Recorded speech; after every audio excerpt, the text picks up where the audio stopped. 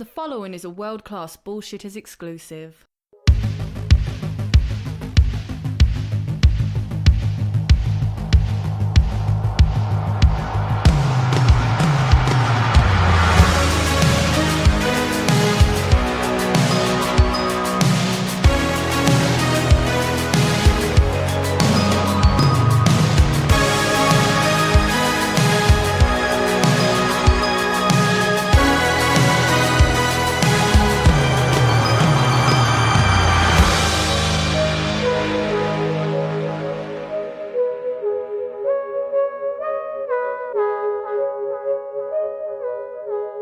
Good morning, pop culture. We are live. It is Wednesday, November the 7th, 2018. It's 7:46 a.m., and it's time to start your day with Good Morning Pop Culture.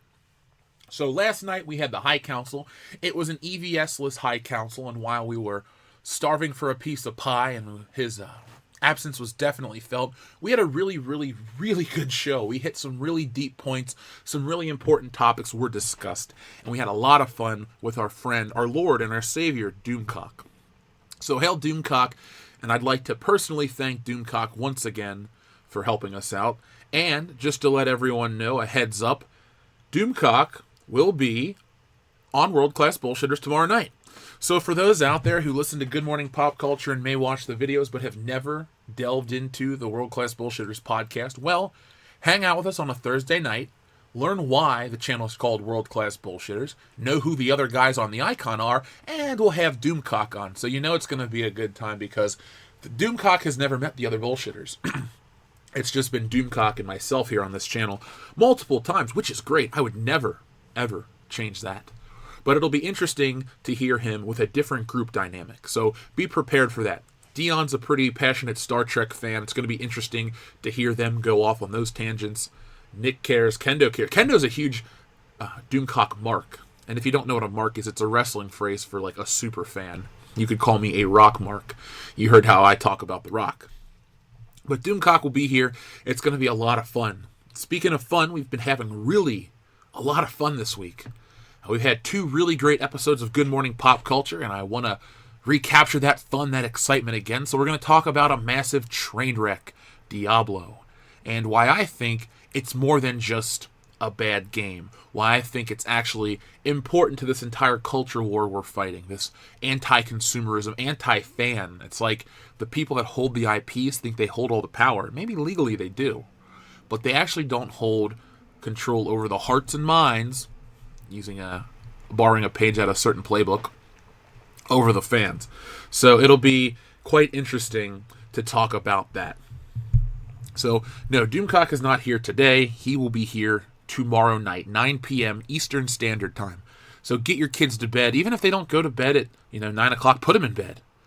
Put everybody in bed. Just hang out with your dogs, cat, wife. I don't care what you hang out with. Just get prepared for World Class Bullshitters tomorrow night because I'm making sure the guys bring their A+++ game.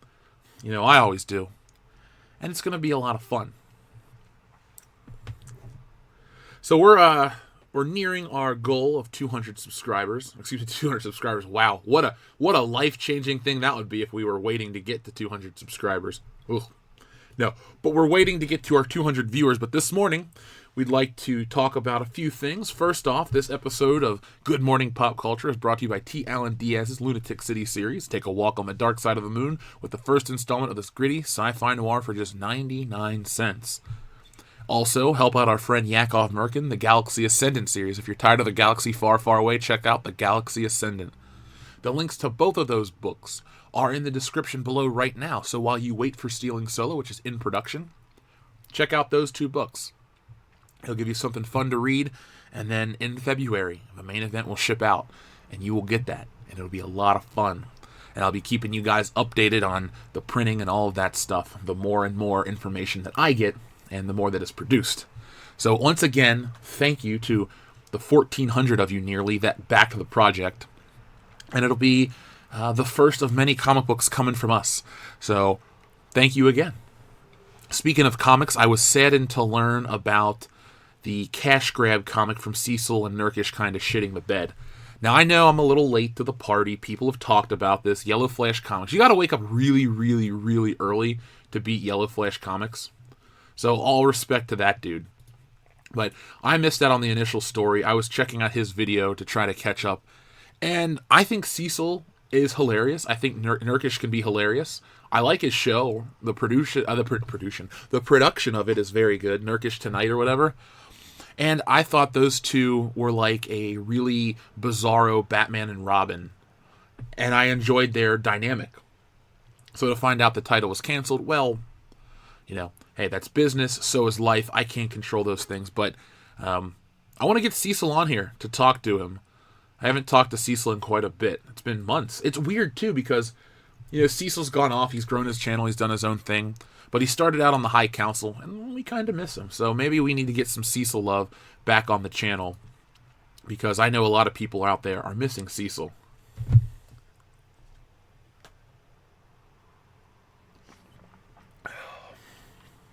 So, yes, I have a phone. Believe me, I have a phone. I also have a PC, but not the kind that will run Diablo. Just trying to send out the link for our Facebook page so we can get to 200 viewers so we can start the show. I wish we could hit go live and 4,500 people would just flock upon us like the Salmon of Capistrano. If you know what movie that's from, I'll be thoroughly impressed. You know what? Somebody tell me what that's from, and I will give you a shout out and make you listener of the day. We have a super chat from our friend Idio Hugima, who says, "Morning, all you happy shitters." Well, Idio Hugima, first off, thank you very much for that. Yes, good morning to all you happy shitters. I think we're all happy shitters when Good Morning Pop Culture rolls up. I know I've been really happy about the show. I have a new technique. I can't share it with you. It's an ancient secret. Not Chinese in origin, but very secret whatsoever.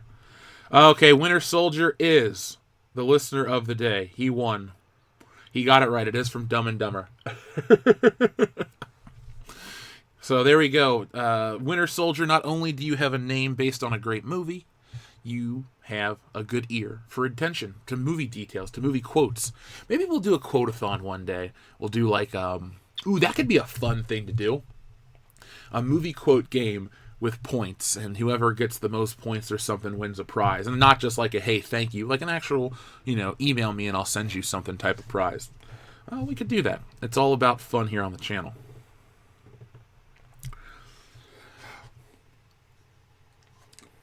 I know a lot of people are very passionate about this Diablo thing. They're very passionate about Fallout, which is bizarre for me to talk about because I covered the Fallout stuff earlier this week. I'm not a PC gamer. I'm not going to talk to you guys and act like, oh yeah, I've been down since day one. No, I'm a console guy. When I do game, it's a PlayStation or a Nintendo. It used to be an Xbox. We played PC games way back in 1996. When my mom bought this house, she bought me a really expensive computer, and I installed Tomb Raider. Well, somebody installed it for me, and we could never figure out how to install the game. So I had Tomb Raider and then eventually X-Wing and Rebel Assault, and that was about it. So PC gaming and I have never had the romance that a lot of people here have. But I can't also act like I'm a big Fallout fan. I've never owned one. It's just not for me. LSU Jeremy, thank you very much for a super chat. Hey Jeff, Youngega says Blizzard 3 lost about $3 billion in stock shortly after the Immortal announcement. Whew. I didn't realize that they were it's going to hurt them that bad. I just know that, well, I'll make these points when we get officially started. But I know that it's a consumer thing that's going to hurt the branding. This reminds me a lot of Ghostbusters. This reminds me a lot of EA. Folks, I say this all the time. Accountability is important no matter who you are. If you fail to meet demands or expectations, I think you're accountable to your buying public, your consuming public, to at least say, hey, we either dropped the ball or we're trying to rectify the situation. This doubling down never ever works. I guess it's a generational gap, not necessarily a millennials boomer thing, but a generational gap where people just refuse to say, hey, we'll do better. It's no, we're fine. You're the ones who are messed up. You're the screwed up ones. And people just don't buy their shit. So losing $3 billion in stock, EA went down a lot too. You'd think these companies would learn. Hell, I said it yesterday. Learn from Rockstar.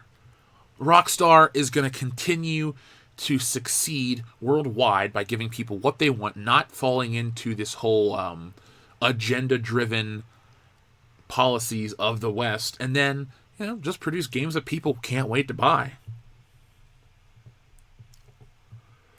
Let's see. Jaron Ricewig, thank you very much. If I woke up tomorrow morning with my head under the carpet, I wouldn't be more surprised than I am right now. Got to get on that reference train. Well, thank you, Clark W. Griswold. Oh my god, that's a good one right there. And I think I'm going to watch that movie soon. 'Tis the season. Oh, Mary. Is it hot in here? Kith and kin? Log? I don't have a log, but... I can't believe I'm getting excited to watch Christmas Vacation. You see, from a personal standpoint, I don't do Christmas movies throughout the year. I will watch Die Hard, which is a Christmas movie, but I can watch Die Hard every week if I want to.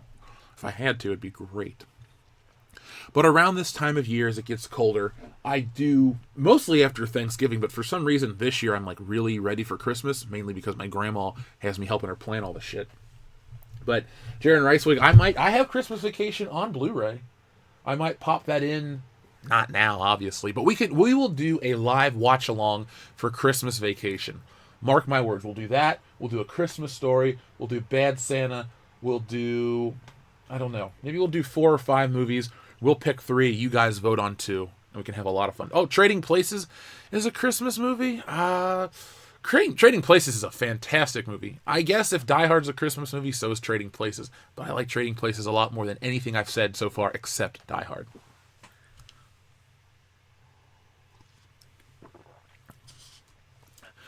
Oh, I don't really play a lot of 8-bit games. No, that is not true. I haven't played 8-bit games exclusively since pre-1994. I've always tried to have the newest shit. I've always had the newest shit. So sometimes I go back and play old school stuff for fun, like on the Switch. But I don't know if I'm going to do it. I get the newest stuff. LSG Jeremy says, Jeff, bullshitter's full. Oh my god. Cousin Eddie. My birthday was last month. It was the 21st of October. It was the last day of Stealing Solo's campaign, which was bittersweet because it was over, but it was a success. Everybody really came through at the end. We drove up to 50,000 past it. So it was sitting at 30 all week. And I was like, come on, guys, we can do this. And we did. It's the power of community.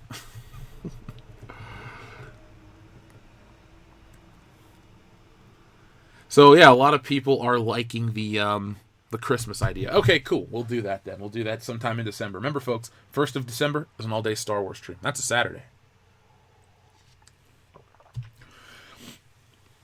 We could do the Grinch cartoon as well. I love that one. So, folks, if we could smash that melee button, pound the muff button, hit it, give it a final smash. We got 109 viewers. We need 200 to start our the news segment, which is fine. But we could use all the help we can get because, like I said on the High Council last night, and Doomcock can attest to this, something's up with YouTube right now where it just seems like we're not having the same reach, and it's not really us because we're all producing the content and going out of our way to promote it. It's just the algorithm's messed up, so maybe it'll get fixed, but we can fight that together. The Pui, thank you very much. Good morning, Jeff. Good morning, the Pui. It's always good to see you here, my friend.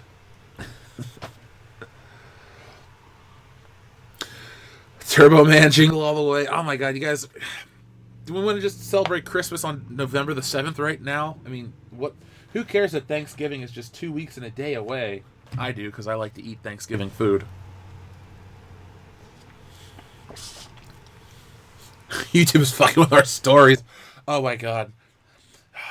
My grandma would be pissed if somebody messed with Guiding Light. That was funny. As a kid, I could come home and do whatever I wanted from school, but I had to wait till Guiding Light was over to watch TV. And man, at 3:59 when the commercials or the final thing was playing, I was like waiting to go to Fox Kids because Batman would be on, I think, at 4:30. And once Batman came on, it was over. It was over. Yeah, YouTube is broken. A lot of people are upset. I can only do what I can do, guys. I can continue to be here, produce the stuff, And you guys, a lot of people are still here. That's why we do Good Morning Pop Culture the time we do, because it's the same time every day. It never changes. It's 7:45. Some days it's a little closer to 8 due to circumstances out of my control. But I'm here. I'm dependable. I sound like a John Cena promo, except you again, you can't see me. You can hear me. You just can't see me. I'm like a ghost. Well, yes, Fox Kids does bring back many, many memories. Good memories for me, too. I mean, there was Bobby's World and Eek the Cat and stuff. The Nostalgia Critic actually did a pretty decent video about Fox Kids. Ooh, God, how long ago was that? Maybe early. It was like right after the whole Nostalgia Critic controversy with Channel Awesome, Channel Not So Awesome. And they talked about Fox Kids shows that I hadn't thought about in years. Like that Peter Pan show, or the history one, something else. Not Hysteria, that was on WB, and I liked that show. But man, Fox Kids for me is X-Men, Power Rangers, Spider-Man. The Tick was good, but I didn't like it back then, admittedly. But those 3 shows were the ones that I just, oh my god, I ate those shows up. Oh, well, Batman technically was on there too. Batman the Animated Series. Those 4 shows. The superhero shows and Power Rangers. And in many ways, Power Rangers were a superhero. So yeah, those are great, great, great memories. Yeah, I mean, Spider-Man the Animated Series was a great show. Maybe it hasn't aged as well as X-Men, but it's weird. We had the MCU 25 years ago. It was just on TV. Because X-Men crossed over with Spider-Man, which crossed over again with X-Men, and these other cartoon universes existed on the Secret Wars episode of Spider-Man the Animated Series. So if you were a kid in the 90s, you definitely grew up with Marvel crossovers on TV. If you grew up in the 60s and earlier, well, not earlier, but the 60s and between the 60s and 90s, you had it on paper. And it was a fun time. And now we get it on film, digital HD projections, where Captain Marvel tells you how to vote. Oh, a different Captain Marvel has pulled the same card, and we're going to be talking about that too, folks. Because you got to be fair and equal here on this channel. If one celebrity does stupid political shit and gets called out for it, like Brie Larson, well, Zachary Levi is going to get called out today too. Oh, The Rock's Fruity Pebble insult. Yep. Yabba dabba. You're a yabba dabba bitch. Man, 2012, man, he was on fire. I know a lot of people hate The Rock for going to Hollywood and then coming back and all this part-timer garbage. You know what? I don't care. The build-up to WrestleMania 28 was awesome. I had a great, fantastic time, and I wouldn't change a second of it whatsoever. Now, who is sending me messages when they know I'm live? Bad friends. Bad friends.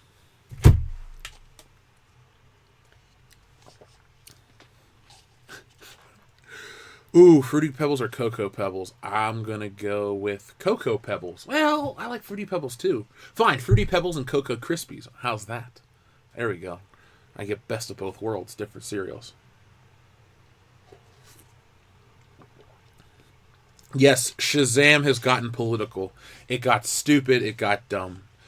And you know what? As soon as we hit 130 viewers, I think we'll start. I'm tired of waiting. I want to talk about all of this stuff. There's no reason to penalize the early people. But we are, remember folks, 200 is the litmus test. But I do have to be somewhere today, so I have to get this show on the road. I love how everybody talks about cereal with a positive memory. Captain Crunch, great cereal, Cocoa Krispies. Would we ever want to do a cereal stream here on Good Morning Pop Culture where I go out and I will live stream me going to the store. You guys can pick out the cereal I buy, and then I'll come back home and I will get to eating on the cereal. I'll get a big gallon of milk and we'll do some cereal shit. That could be fun. I don't know why that sounds fun to me, but it could be. I love Cinnamon Toast Crunch. HBK coming back was kind of lame. I agree as well. The She-Ra reboot. Let me be honest. While I don't like what it represents on the whole as taking an old property and infusing it with garbage politics and actually making it look bad, for me, the She-Ra reboot is it's a reboot of a show that I'm not in love with, never cared about. He-Man's before my time, Transformers, all this stuff.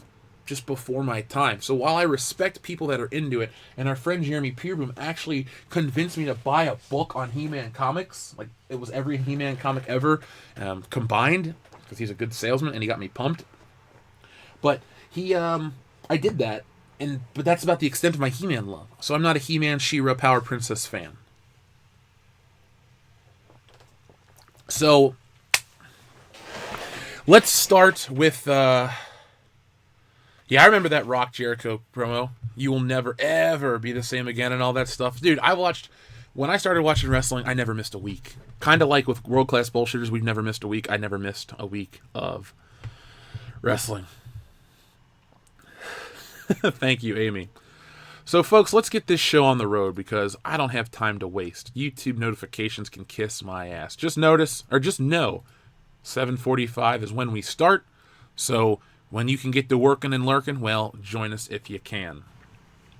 So here we go. Diablo Immortal. I'm calling it Diablo Immoral because there's some immoral bullshit going on right now.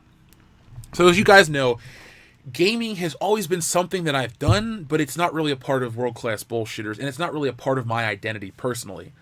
I've owned all the PlayStations, most of the Nintendos, except the Switch. No, sorry, excuse me, except the Wii U, and all but the Xbox One X. But, back in high school, I would do gaming constantly. My days of video game marathons are over. I could go to it's funny, we went to Phil's house to do this gaming marathon for the weekend. I played a couple wrestling matches. Dan played a little bit of Spider-Man, and then we just did other stuff. I guess I'm at a point, though, in my life where it's fun to game for 20 minutes and then move on. And now people would say, well, mobile gaming's perfect for you. No, I want the whole immersive experience. I just only want to consume it for a short period of time.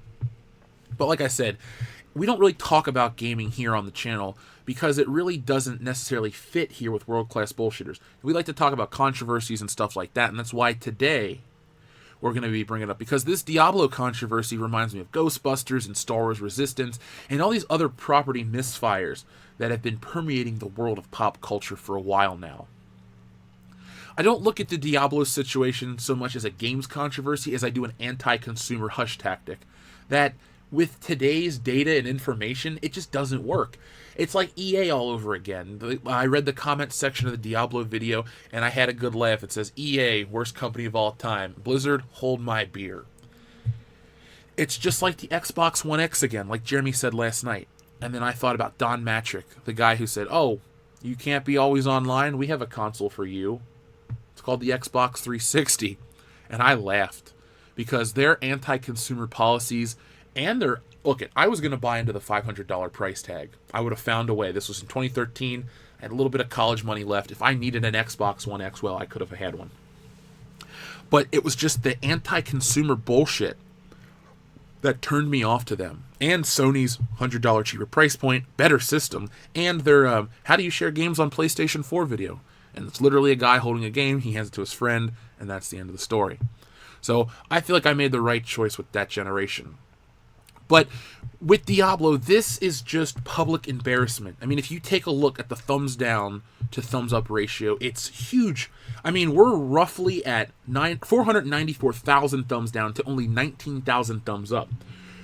Now, this sounds harsh, but according to Social Blade, it's actually worse because apparently they've removed almost 200,000 downvotes, which is, to me, the most embarrassing part of all of this. It's not kind of embarrassing, it's very embarrassing. So back in 2016, we had Ghostbusters because they were deleting positive comments to prop up the negative ones so they could market the film on the narrative of misogyny, which was a massive failure. I mean, it helped us grow a decent amount, but it really, really opened the eyes for a lot of people. We talked about it on the High Council. This, if we call it SJW, preachy, whatever you want to call it, but no, we're talking about this heavy-handed garbage, this guilt marketing. This guilt marketing, this hush stuff, this really started around Gamergate in 2014. And they've gotten bolder and bolder, but thankfully the buying public have always been aware and receptive to this stuff, perceptive to this stuff too.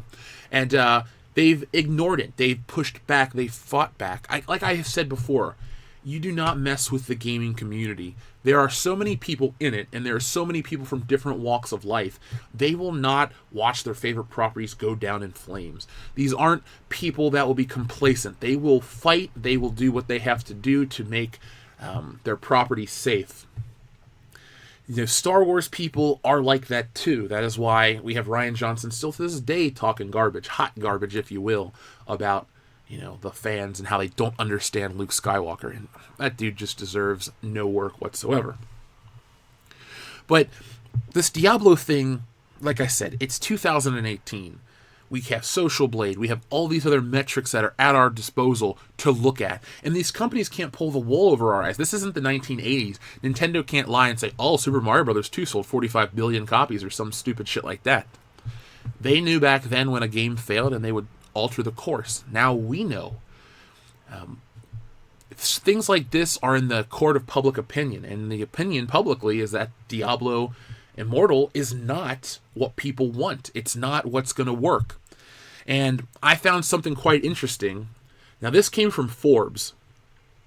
And Forbes basically had 5 reasons why this was a mistake. And they weren't really anything overly political or stupid. I'm just going to read you the points. I'm not going to read you the whole article because it's kind of lame.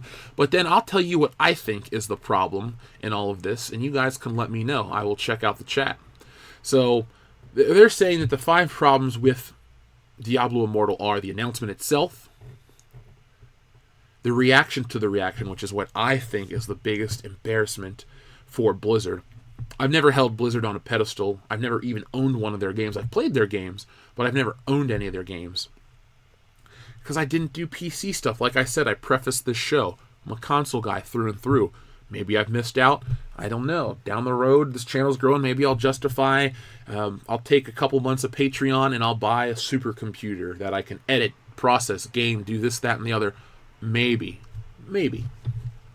But the reaction to the reaction is what got my attention. Not everybody talking about it. Just, yeah, everybody talks about other shit too. We never made a Battlefield 5 video here on the channel. But when these companies go out of their way to start bitching and trying to hide stuff, that's when I get interested in and get involved, because that is my wheelhouse. I love a good controversy. I love a company trying to pull some shade tactics and just, try to hide behind stuff. Oh, no. It's really not that bad. It's bad, but it's not that bad.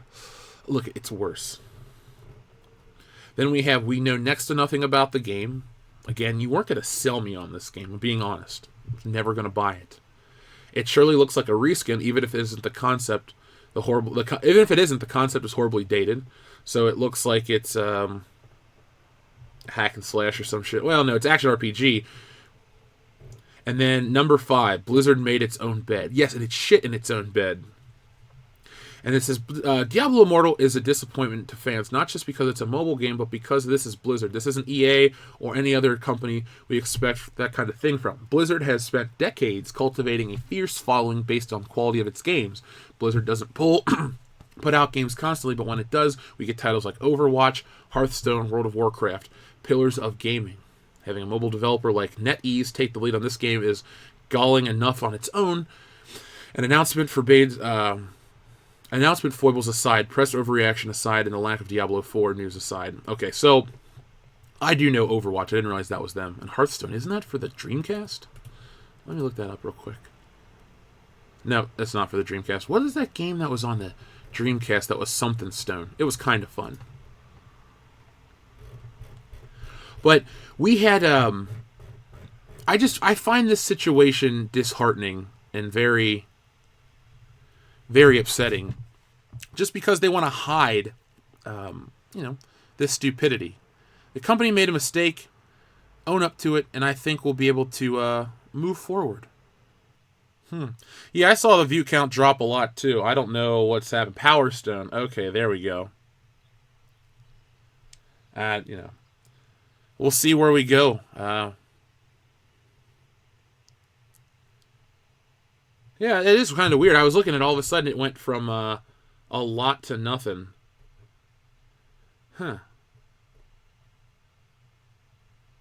It was just 495 seconds ago. Holy shit. I didn't realize it was... Oh, you're talking about the thumbs up, the thumbs down. I was like, we had 500 people watching? That was a quick drop. Oh, well. The show must go on. But it is really weird. Oh well. So let's see. So can we talk about our feelings? Sure. How do you feel about all of this? I think that this is all more of an attempt to get into this Chinese market, which I get it. I'm not a businessman, but I do understand where they would want the Chinese dollars to come from, because according to this article I found, the Chinese game market is expected to reach $42 billion in revenue by 2022, which, Jesus, man, $42 billion. Because the Chinese have a path to 720 million gamers. So I guess this is their attempt to get their brand into China. Then maybe they'll try to, I don't know, re-release some Diablo remasters and put those over there and try to build an audience, because maybe it'll be new to them. Why not just make this announcement for China and say that's a Chinese exclusive or something like that, and not really make it garbage? Let's see. AE Knock, thank you very, very much. Is that Carlton as Hancock? I love it. Carlton's the best character. Blizz's mission statement was to make great games, and now it's follow the buck. Blizz is sacrificing its reputation and confidence in its brand. It is. It is. Even from a guy who, look, I knew people liked their games. I knew it, and I wasn't even involved. You just know certain companies make things people like. You know, maybe I don't buy every first-party Nintendo game, but I know it's going to be a functioning game that has good gameplay. I know when I get certain things from certain companies, it's going to be a good time. And Blizzard was a thing that I knew people got crazy for Diablo. It just wasn't for me, but I get it.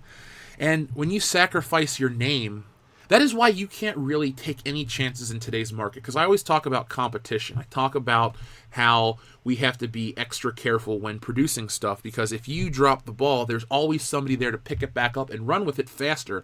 So once you get your hands on the ball, you can't stop. You just got to keep going and going and going, like an Energizer Bunny. There's an old 90s reference for you. Has anyone ever seen the old Energizer Bunny Darth Vader commercial? That's pretty cool. But you can't stop. And you don't want to sacrifice your good name for, I don't know, 5 minutes. Let's see. LSU fan Jeremy, thank you very much. YouTube has become sentient and tired of its human bullshit. Skynet has been born. Oh no. Boom, boom, boom, boom, boom. That is, that's scary. When the machine goes live, what is it? God, it's November. Didn't it go live August 1997? Wasn't that Judgment Day? August something 1997. I guess they were wrong. They were wrong all along. It was November of 2018. And now it's time to end. No. Yeah, what the fuck do you can't make up your mind? It's more like, Joe, it's more like people make up your mind. They're here, they're not here. I don't know what's going off. Eddie Max of Orndor says, YARP. Thank you very much. I'll say, NARP. Oh my god, Hot Fuzz is one of the best movies of all time. Winning Jeremy, thank you very much. Diablo Immortal, not winning. Yeah, they're not winning. In the court of public opinion, they're losing massively. So they have to be extra careful about what's going to happen next for them. I think the quartering talked about maybe they're going to leak Diablo 4 news so they can get your mind off of this stuff. But you know, maybe that's the game plan. Magic Bullocks, thank you very, very much. Afternoon, Jeff. The NPC I work with who loves The Last Jedi says he feels better knowing that Diablo fans are just as vile as Star Wars fans. Your chats and thoughts? That is the dumbest thing someone has ever said that I've never met. And I'm just going to go out and say that is the dumbest. Okay, Diablo fans are just as vile as Star Wars fans. It's two completely different things. I think your NPC person, we need to just call them a dog, because all they want to do is roll over. You know, let Rover roll over and take it. But somebody who works for their money, as someone who works for their money, and as all of you do too, people don't want garbage. The Last Jedi was a response because they were unhappy with the movie, the treatment of the characters, the treatment of the fans. It's a whole, there's a lot of nuance to all of this. This Diablo situation isn't about, they can't politicize the Diablo thing. People, you took the big event of the year and you promoted a shitty mobile game. It's like Ralphie in A Christmas Story. Ovaltine, a crummy commercial? Son of a bitch. That is what happened with this. You had these people who were disappointed because they thought they were going to get this good stuff from a big company, and they got shafted. They got the old hucklebuck pulled on them, as Kendo would say. So maybe, just maybe, they have, been tired and fed up with it. I don't know why the person at your job thinks these are similar. Just because people are upset over something, you know what? Do me a favor. Take your NPC to lunch. Pay the waiter to fuck up their food, and then if they bitch, say, oh man, you're just like a Last Jedi fan. You see how stupid it gets? It's like these people expect you to be automatons and just, there you go. You accept whatever is put in front of you. That's not how the real world works. That's not how the real world works at all. Shelly Roberts, thank you very much. Shelly Roberts. The BlizzCon fiasco, comic pros and actors attacking fans. Are PR firms no longer a thing, or is social media just that uncontrollable? I believe it is just that uncontrollable, and PR firms they're bought and paid for. So if a bigger company above the PR firms wants the narrative to be something, well, then these PR firms will find a way to spin it in the way today's social economy is. They don't care. Being polite and kind are relics of the past to these people. Kind of like the views of this video, 54 people. Whew! This is embarrassingly low. But Shelly Roberts, I just don't think it's a different time. It's a different time, and that is why they will double down on this stuff. I guess whoever thinks it's a good idea will continue to, push for that. But it is a fiasco, and we're still talking about it. Yeah, thanks, What the Sith Is This? Yeah, you don't have to tell me. I can see the numbers. Believe me, I don't know what's going on. It's like all of a sudden it stopped. But it's bizarre because the chat is way more active than 55 people. Just putting it right there. It might be a YouTube glitch. By the way, speaking of dedication, I'll be Saturday night, folks. Be here for the World Class Bullshitters live veterans stream. I'm going to have probably about 6 or 7 guests. Those are the people that have reached out to us. All you have to do is email us. If you were in the service, you are invited. Mr. V, thank you very much. Sup, Jeff? I took the week off of work to watch GMPC every day. Has nothing to do with me playing Red Dead Redemption 2. Sure, Mr. V. Sure. By the way, it's a fantastic game. I started playing it this morning before the show, and I was like, I gotta get off of here because I just saved some ex-girlfriend's brother, and then she just left. She got on a train and left me. I should have let her brother die, but, I guess I'm secretly a good dude. I don't know. I have a $300 bounty on me. People really, really want me dead. Let's see. Stephen Morgan, thank you very much. Morning, Jeff. How's your week been going? Happy N7 day to any Mass Effect fans out there. Well, thank you, Stephen Morgan, as always. My day's going well. YouTube glitch aside, which really isn't going to deter me. It's been a good day. We've had some really, really good growth. Some strong YouTubing's been going on. Great High Council, making connections, building new fans. I like that sort of stuff. I like talking to people, interacting with people. So, it's just been all good here. Jason Culture, thank you very much. Amazing High Council last night. Preach Doomcock. I am a big Doomcock fan as well, so to have him on the show was incredible. He's a good dude. He's really, really, he's really funny. He's really insightful, but he's genuine, and that's what I like out of people.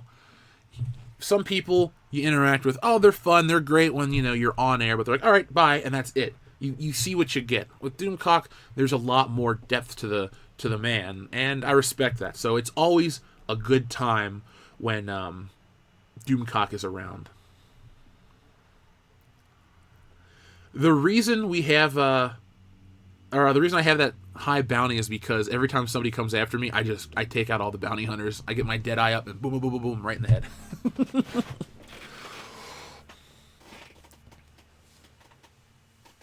Maybe they are, piling the numbers on about Diablo. Do we want to do a test and do? You know what we're gonna do? Everyone out here, I'm not canceling the show, and if you're listening on the recording, what I'm gonna do is do a test. So I'm gonna stop the stream. Don't go anywhere. I'm gonna do another one. You know what? While I'm making another one set up, talk to me for a moment, folks. Pick a topic. I'll talk about it. But what we're gonna do is I'm gonna do a different one with a different title and see right now if the words Diablo and all the keywords that I used are being suppressed, because this is rather bizarre for us. So let's start a new event. We'll call it the other Captain Marvel wants you to vote.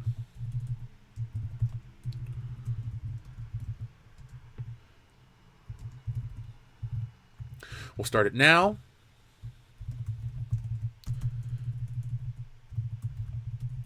I can type.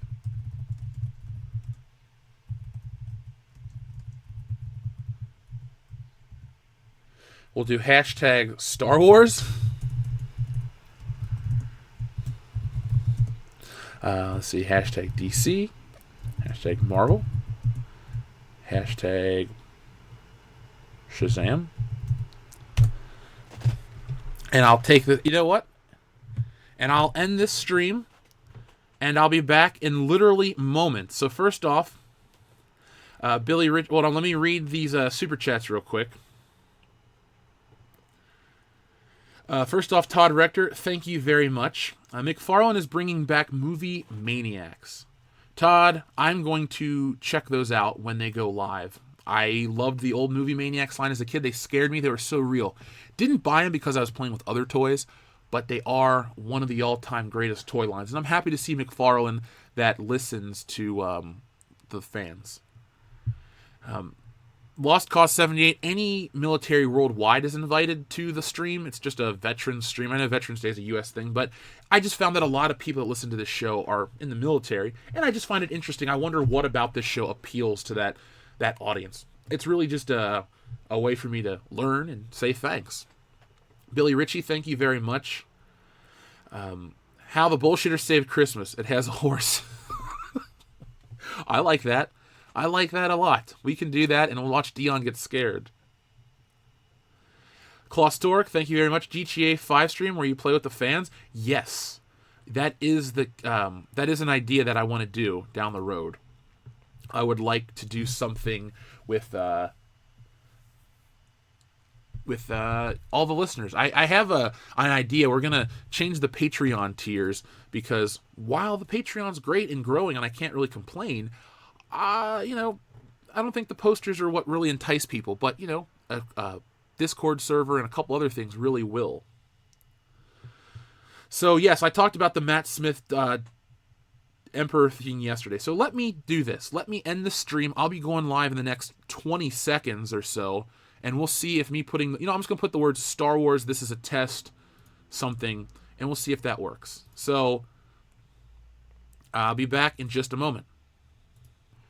Good morning, part 2. We're still live. So for those out there wondering who click on this thinking, click it for Star Wars a test, what a stupid title. Are you fucking lazy? No. This is a test to see if the keywords that I used for Diablo are blocked by YouTube, therefore suppressing the controversy. It goes even further and further and further. So this is a test. It's funny, too, because I was actually at the end of the Diablo discussion. I was getting ready to move into Odd Job and some other things right there. But it was a weird thing. And it says there's only 12 people viewing, but there's more than 12 unique people that have just commented on the video. So, yeah, there must be a YouTube error, a YouTube glitch. I don't know what the point is to try to suppress people discussing a video game like that, unless it's bought and paid for. but we're not really too focused on that. So we already got 30 likes. Thank you very much. 30 likes with only 21 views. Holy shit. The world is amazing. I love numbers. So, right before I ended the other stream, I refreshed. It said you had 251 viewers. Weird, huh? I don't like where this is going right now. That's okay. You know what? For those listening to the archived version of this show, you'll barely even notice a difference. You know what? I'm going to leave it in there so you know what's happening to us over here. 92 likes and 22 watching. Huh. Well, just keep hitting those likes up, those thumbs up, folks, so we can know who liked what actually happened. I didn't know The Witcher has gone woke. I don't know much about The Witcher. I guess I should check it out. If somebody can direct me to a video that tells me the lore and shows me what it truly looks like, and then I look into the Henry Cavill series, maybe we can, check that out. I saw a video by Sid Alpha earlier that mentioned how Google is getting rid of Google Plus, which has been completely integrated with YouTube. Oh. So maybe that's the case. Thank you, Soar in Sky, for taking a screenshot. You can always email it to us. Kind of weird. But, you know, everything else is going great. Subscriber count's going up and stuff like that. So I got 120 likes and 28 viewers. Huh. Kind of weird. Kind of stupid. Online, there's only one like, says Nico Nazaro. Well, guys, it's funny how a YouTube controversy like this brings us as a community together. Stronger, better, harder, faster. I don't know the order of the words, but it's a decent song by Daft Punk. But like I said, them messing with us only makes me more dedicated to making more shit. That's all I can say.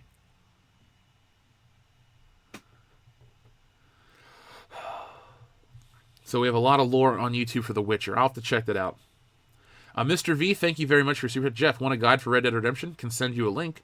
Sure, I'd like to know how to make money. I have about $60 in that game. I'd like to pay off my bounty and load up on ammunition. There's a couple things I haven't figured out how to do yet. That's why I haven't streamed, because it's kind of embarrassing. It's like, I don't know how to unload my items and sell them and make money. It's like, what button?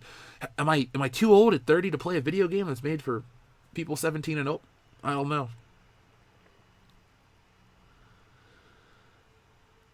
Thank you, Pete. Thank you, everybody, seriously, for coming back for this show. I wasn't going to stop and go off air or anything stupid like that, but I did notice a weird glitch, and I appreciate it. Stephen Morgan, thank you very much. Still here, still supporting you, dude. Did you hear about the restaurant on the moon? Great food, no atmosphere. Oh, my God. That is so... Oh, my God, that joke woke me up and shook me out of my anger stupor. Damn it, Steven. That's all I can say. That's a Moretti Aline joke.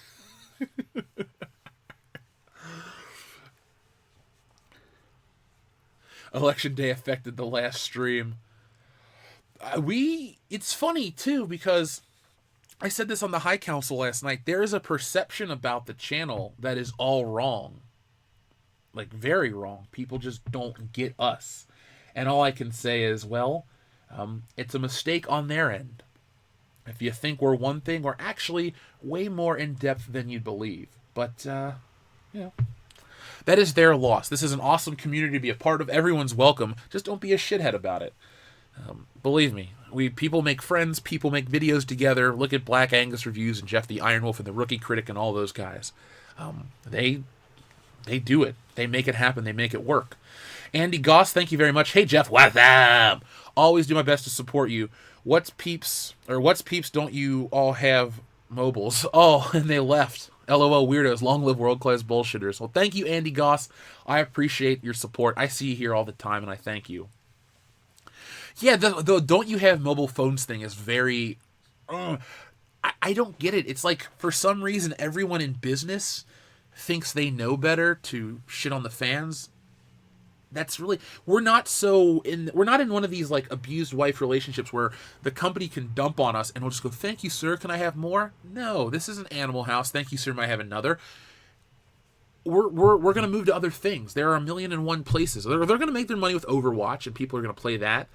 But they're going to, be less for it down the road. They're going to lose a lot of their fan base.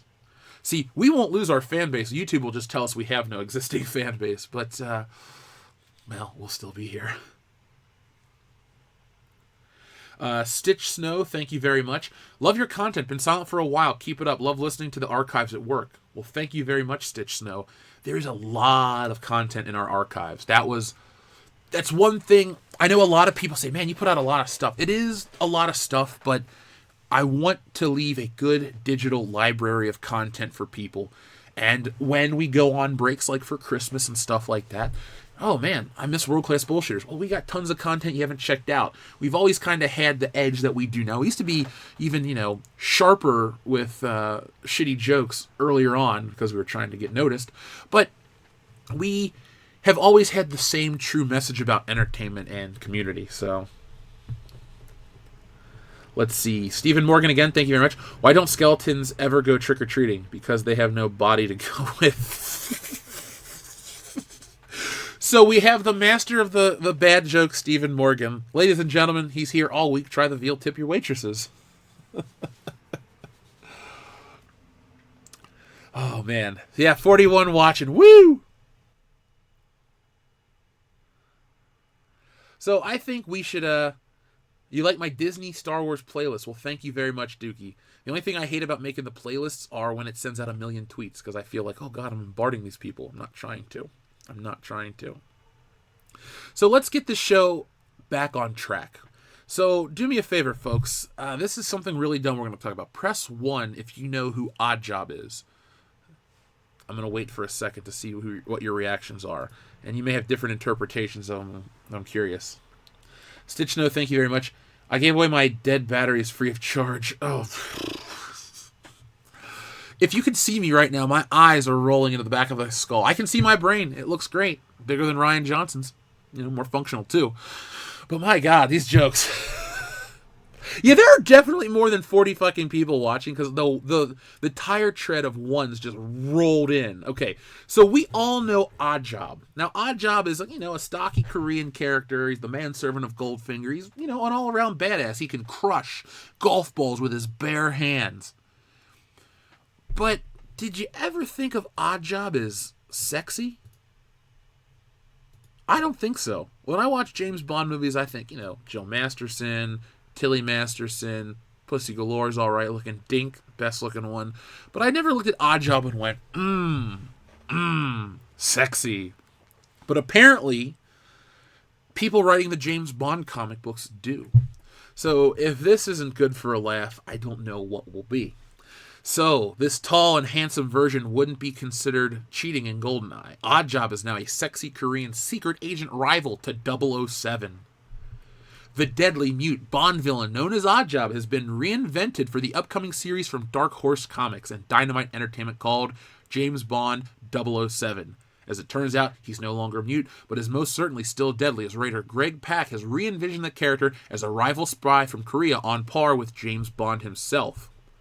In the Goldfinger novel, he's a Korean assassin with a sweet bowler hat who's the most physically dangerous opponent Bond has ever faced. That's what I wanted to keep, Pak told IGN, on how he went about reconceptualizing the fan-favorite bad guy. What I wanted to add was passion and heart and humor and sex appeal and cockiness and maybe even a touch of pathos. He's Bond's greatest rival, both physically and on a subtle level, emotionally. He challenges everything Bond thinks about the right way to move through the world and vice versa. This new Oddjob certainly exudes sex appeal with stylish threads and handsome features, which can be owned to character designer Ibrahim Mustafa and the series artist Mark Lamming. Bond is a sex symbol in his own right, and was of the utmost importance to Pak that Oddjob be pretty hot and that he have charm to burn, so we get invested in him and feel for his story in our hearts and guts. No. It's really funny how modern writers can take literally anything that I love and turn it into shit. So Oddjob was played here by Harold Sakata, a big, thick, I believe he's Japanese, no, he's Hawaiian, right? My point is, he is a quiet Korean man who can kick James Bond's ass. And it takes James Bond's brain power to beat Oddjob. If you don't know how Oddjob is defeated, Bond is fighting Oddjob in Fort Knox. There's an electrified fence. Oddjob throws the hat. It cuts a wire. Bond eventually gets Oddjob's hat. He tricks Oddjob into thinking he's going to throw the hat at him. He intentionally misses, throws it into the fence. Oddjob goes to grab the hat. Bond slides across the floor with the live wire, electrocutes Oddjob. He done. He dead. He gone.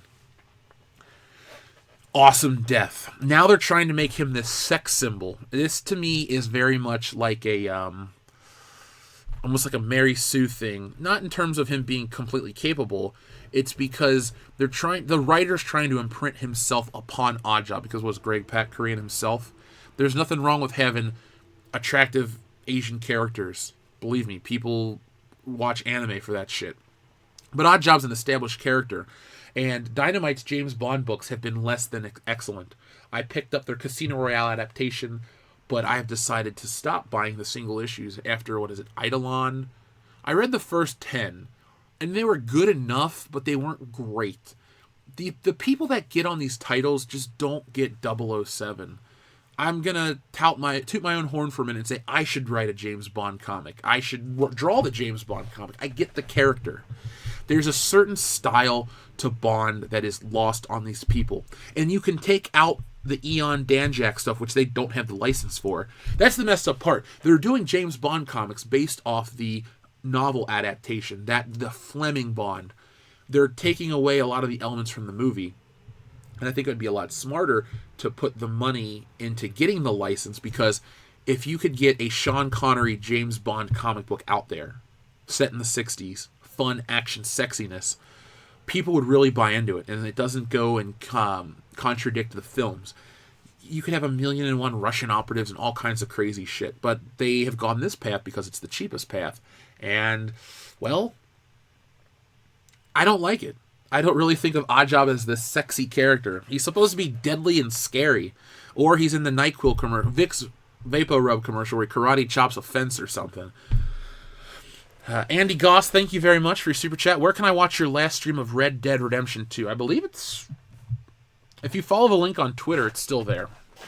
I might do another one soon. If we can get a big audience, more than 12 people, I'd love to do that. It's a lot of fun. No, Harold Sakata was not related to The Rock. The Rock was related to, if you go watch You Only Live Twice, there's a big, the guy that James Bond takes back to the house, or the guy from the house takes James Bond back to Osada Chemicals, and Bond tries to fight him in this room with a couch and all this shit. That's The Rock's grandpa. So, if you ever want to see the Rock connection, he was in You Only Live Twice. Midnight Cherry TV, thank you very much. Oddjob would be a great addition to Mystery Men. Yeah, you have the Spleen, the Shoveler, the Waffler, Golden Crispy, Bad Guys Are History, with his truth syrup.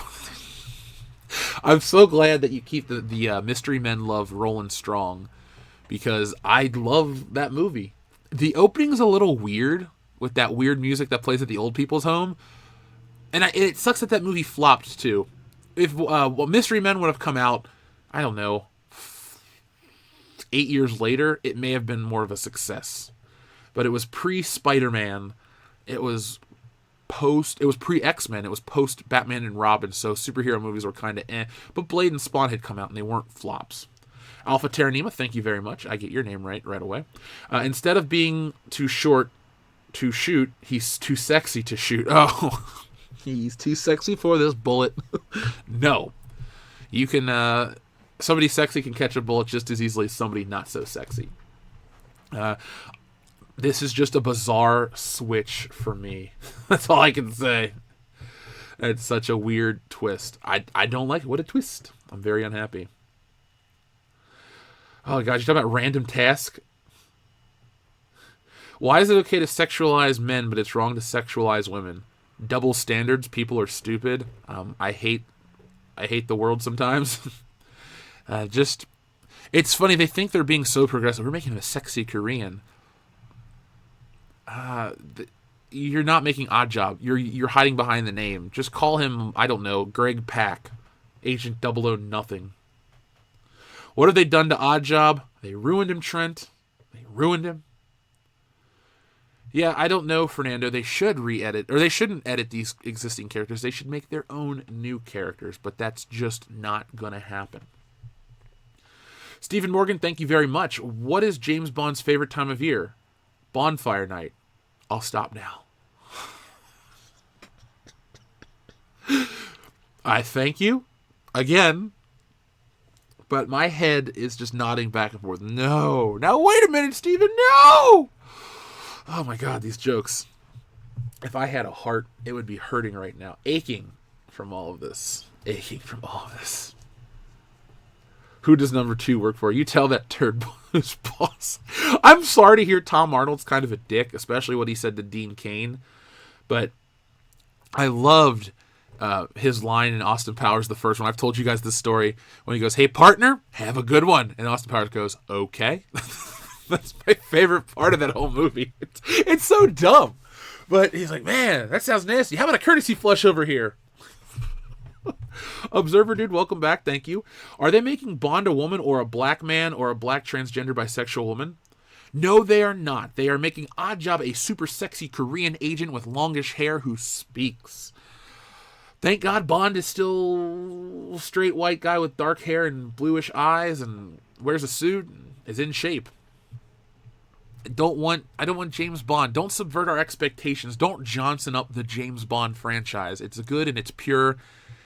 And I have a change of heart. I honestly think that behind the scenes, they know that this political stuff, this identity politics and this, that, and the other, this shit is slowly going to fade away from entertainment. And they're basically holding off on James Bond movies to not necessarily strictly avoid this stuff, but thankfully the timing will work out and they won't basically give in to this garbage. Maybe Barbara Broccoli's a little smarter than she lets on. Then again, all she does is James Bond stuff, so let's just hope they don't fuck with James Bond. Holdo's Muff knows what's up. Speaking of random tasks, the latest Bond movie ripped off Austin Powers with the brothers thing. It did. I liked Spectre up until that point. I loved it up until that point. I know this sounds like a basic thing to say, but I was waiting for the Bond gun barrel to return. I was excited. I was pumped. You know, you sit in the theater, you're waiting, you see the MGM, the Sony, you hear the Bond theme just kind of slightly when it goes, da-da-da, and then the fucking gun barrel appears, and I cheered. I had just come back from Las Vegas. I was worn out and tired, but I had to see James Bond that night. And I did, and I liked it. I just didn't like the Blofeld Brothers thing. I think the brothers thing stems from the Star Wars Halloween conundrum where people run out of shit to do, so they just make them related, and that's adding false depth. It's like an unfinished basement. It's there. Some people like it, but it's not as good as some complete idea. And Blofeld and Bond being brothers doesn't work. Go back and watch some of the classic Bond movies. Go watch Honor Majesty's Secret Service. You see the best Blofeld, how he's this international criminal. He's trying to lay claim to, I think wants to be a count or something, or is it a duke? And he's going to poison the world. There's a great plot. Bond fights him to the death. They're not brothers. They're different nationalities. They're way different ages. I know they're supposed to be like stepbrothers, but to add that level of connection doesn't add depth. Because all these things do, be them Marvel, DC, James Bond, Star Wars, it shrinks the universe that everything has to be related. In real life, shit just happens. You know, in Spider-Man, Steve Ditko, the rumor, the myth, the legend is that Steve Ditko left Spider-Man because Stan Lee wanted Norman Osborn to be the Green Goblin. Steve Ditko wanted to be some random guy that nobody knows because that's how life is. At first, I was on the Stan Lee train because it ushers in the John Romita era, which is my favorite era of Spider-Man. But the older I get, the more I realize that Ditko had it right. Sometimes not being connected, not being related is much, much better than actually having this massive interconnected web of characters. So Bond and Blofeld as brothers just pissed me off. Folks, if you're new right now, can you do do me a favor and give us a thumbs up, because the YouTube view count is shit in the bed, and it would really help us out. It would help me out personally if you could help us hit that thumbs up button. I'd appreciate it.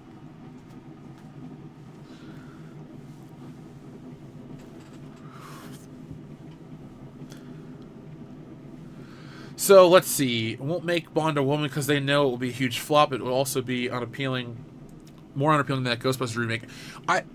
Ooh, you know what? I don't know if I have the screenshot, but I have a really amazing quote. Give me a second. It's from the guy who directed Tomorrow Never Dies. Was it Roger Spottiswoode? Basically, give me just a moment. That is not it. Definitely not it. Okay, hold on. Let's see. No, that's from Star Wars. Trust me, you're going to want to hear this because it talks about gender and James Bond and knowing the character. And God damn it, where'd it go? Because I'll just try to paraphrase it in a minute if I don't find exactly what I'm looking for. Oh, no, that's X-Men. My phone gallery is really bizarre, and not like I gotta hide it from my family thing. It's just like there's a random recipe and a picture of Mundane Matt and some Marvel movies and my insurance card and all this other crap. So it's looking like I'm not going to be able to find the quote, but if you'll indulge me for just a moment, here's what I wanted to say. So he either directed Tomorrow Never Dies or The World Is Not Enough. And he basically said that they have tried everything to get women into James Bond, and they've reached the point where they have the maximum amount of women that will watch Bond, and it doesn't make sense to try to make James Bond progressive and different, because you have that audience, a big audience of people who will go see it, and once you cross that line, you're not Bond anymore. They tried to do that with Electric King in 1999, so it had to be Roger Spottis, right? No, Michael Apted. Whoever directed The World's Not Enough, I think it's Michael Apted, because Lee Tamahori directed Die Another Day, and that's a shit movie. But they tried to do these things. They tried to make M more prominent. They tried to do this. People really aren't receptive to making Bond culturally sensitive. It's a thing. It is what it is. And my mom loves James Bond movies. My grandma loves James Bond movies. They're the epitome of what a strong woman is. Not a whammon. Not this shit where you bitch online all day and don't do anything. My grandma raised 7 kids. My grandpa was a douche. He was off working. Admittedly, he wasn't abandoning his family, but he had a job where he traveled. She did all that stuff herself. My mom did all of her stuff herself. I don't look at the people on the internet because you're oppressed as real problems. Excuse me, I just don't give a shit. Go out in the real world and have some real problems. But a lot of the women that I know like Bond movies the way they are. I've never met someone that goes, James Bond needs to be, more female friendly, this, that, the other. Look, the Bond formula is this. Men want to be like him. Women want to be with him. If you follow that formula, you got a winning James Bond film. I don't like when you try to change things to subvert our expectations, to try to make it something that it is not. Jeff, you don't need to get women into James Bond. He gets into his own. Yeah, I know.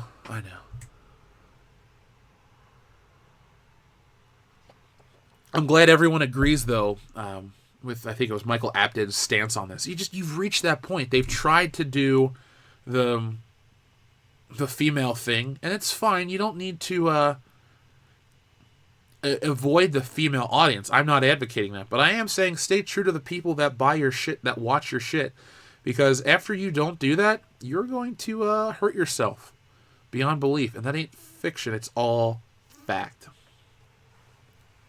My favorite 007 film, I want to say GoldenEye, so I will. But I do also love Honor Majesty Secret Service, and I also love From Russia with Love. Those are my top 3 films. So, don't Johnson 007. You damn right you don't want to Johnson 007. You don't want to mess up something that is good and that has worked for decades. I'm not tired of James Bond. I don't think a lot of people are either. It comes out so infrequently that it's nice and it's like when your mom makes your favorite meal. She doesn't make it all the time, so when you get it and she makes it the same way, as long as it's as good as you remember, you're going to enjoy it and be comforted by it. John Woodhouse, thank you very much. Cool last name. If writers want to force progressiveness, is it too much to ask that writer write their own series instead of dumping it into a franchise we all know? John, it's not too much to ask, but it's too much for them to comprehend because these writers aren't that smart. I'm not here to be a dick to people that I disagree with, but you would think that you could create a brand new agent. It's funny, all these Bond movies created new characters each time. No one talks about David Yip's character from The View to a Kill. Nobody talks about the guy from... There have been plenty of Asian agents. There have been plenty of black agents. There have been all kinds of people from different walks of life, different colors in these Bond flicks. Pull from them or do what they do in these movies and make new ones. Felix is white. In the book, he's white in the movie. Well, he didn't have a hook hand. Well, he did at the end of License to Kill, and they wrote him out. The writers nowadays... They're not focused on telling a story. They're focused on sending a message. I don't know if they're indoctrinated in college or what it is, but I went to college. I took many writing courses. I've had teachers tell me, oh, this is your calling. Well, I've acted upon it to a degree with Stealing Solo and this channel, but I focus solely on a good story.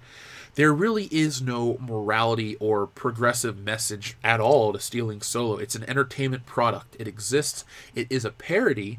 And parody is meant to make fun, use things from the world to make fun of the situation. It's deep in that way, but it's not meant to make you. It's not an anti-consumer message. It's not satire about the bigger picture. There's a lot going on, but at the end of the day, it just exists to entertain you. And I feel like that's what a lot of these things need to do, is exist to entertain us. And yes, I said anus on the show finally. So I'm seeing, I am become Death Destroyer of Worlds. Yeah, I use all the acronyms for the James Bond movies too. Dr. No is the only one I spell. Well, I'll spell out GoldenEye sometimes, but Dr. No is usually that is the one I always write out.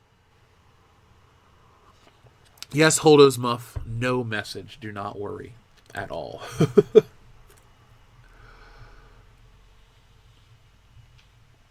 How would you feel if Bond was cast as a particularly unattractive man? See, I don't really care how if he looks like he's supposed to look. Here you go. Was it Gemini that said that? I think Daniel Craig's ugly as shit. There we go. It's already happened. I don't really go to the Bond movies for his looks. I go for the story and the action and the bombastic score. There's so many elements that gets me into those theaters, and that captivated me as a child. I'm very happy to say I've been a Bond fan for 26 of my 30 years. So, well, no, not 26. That's a little much. James Bond Jr. Let's say 22. Since I was 8, I've been watching Bond movies proper. And they've been good. I've had a great time growing up with these movies. And going back and watching the old ones was always an exciting adventure for me. Because it's weird. When I first saw Halloween, it was like my first experience watching a 70s film, and it was horror, so it was like really kind of scary, and I didn't know the time setting. It was all kind of foreign to me. I didn't understand a lot of what was going on in terms of like the way shit was set up and the way people acted and looked. Bond took me back to a different setting, but it was still a setting that I was familiar with, and I liked, and I was comfortable. And Bond movies, there have been bad ones like Moonraker, but I have been overall entertained by all of them.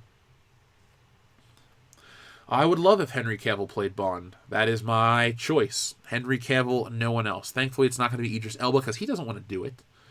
And once you make Black Bond, then you make Asian Bond, then you have not made James Bond. You've kind of ruined it. Oscar Isaac ain't James Bond. I don't really like him as an actor. I'll acknowledge that he's good in other stuff outside of the stuff I've seen because people say it. But Poe Dameron and Apocalypse. Yes, Random Nerd, you're preaching to the choir.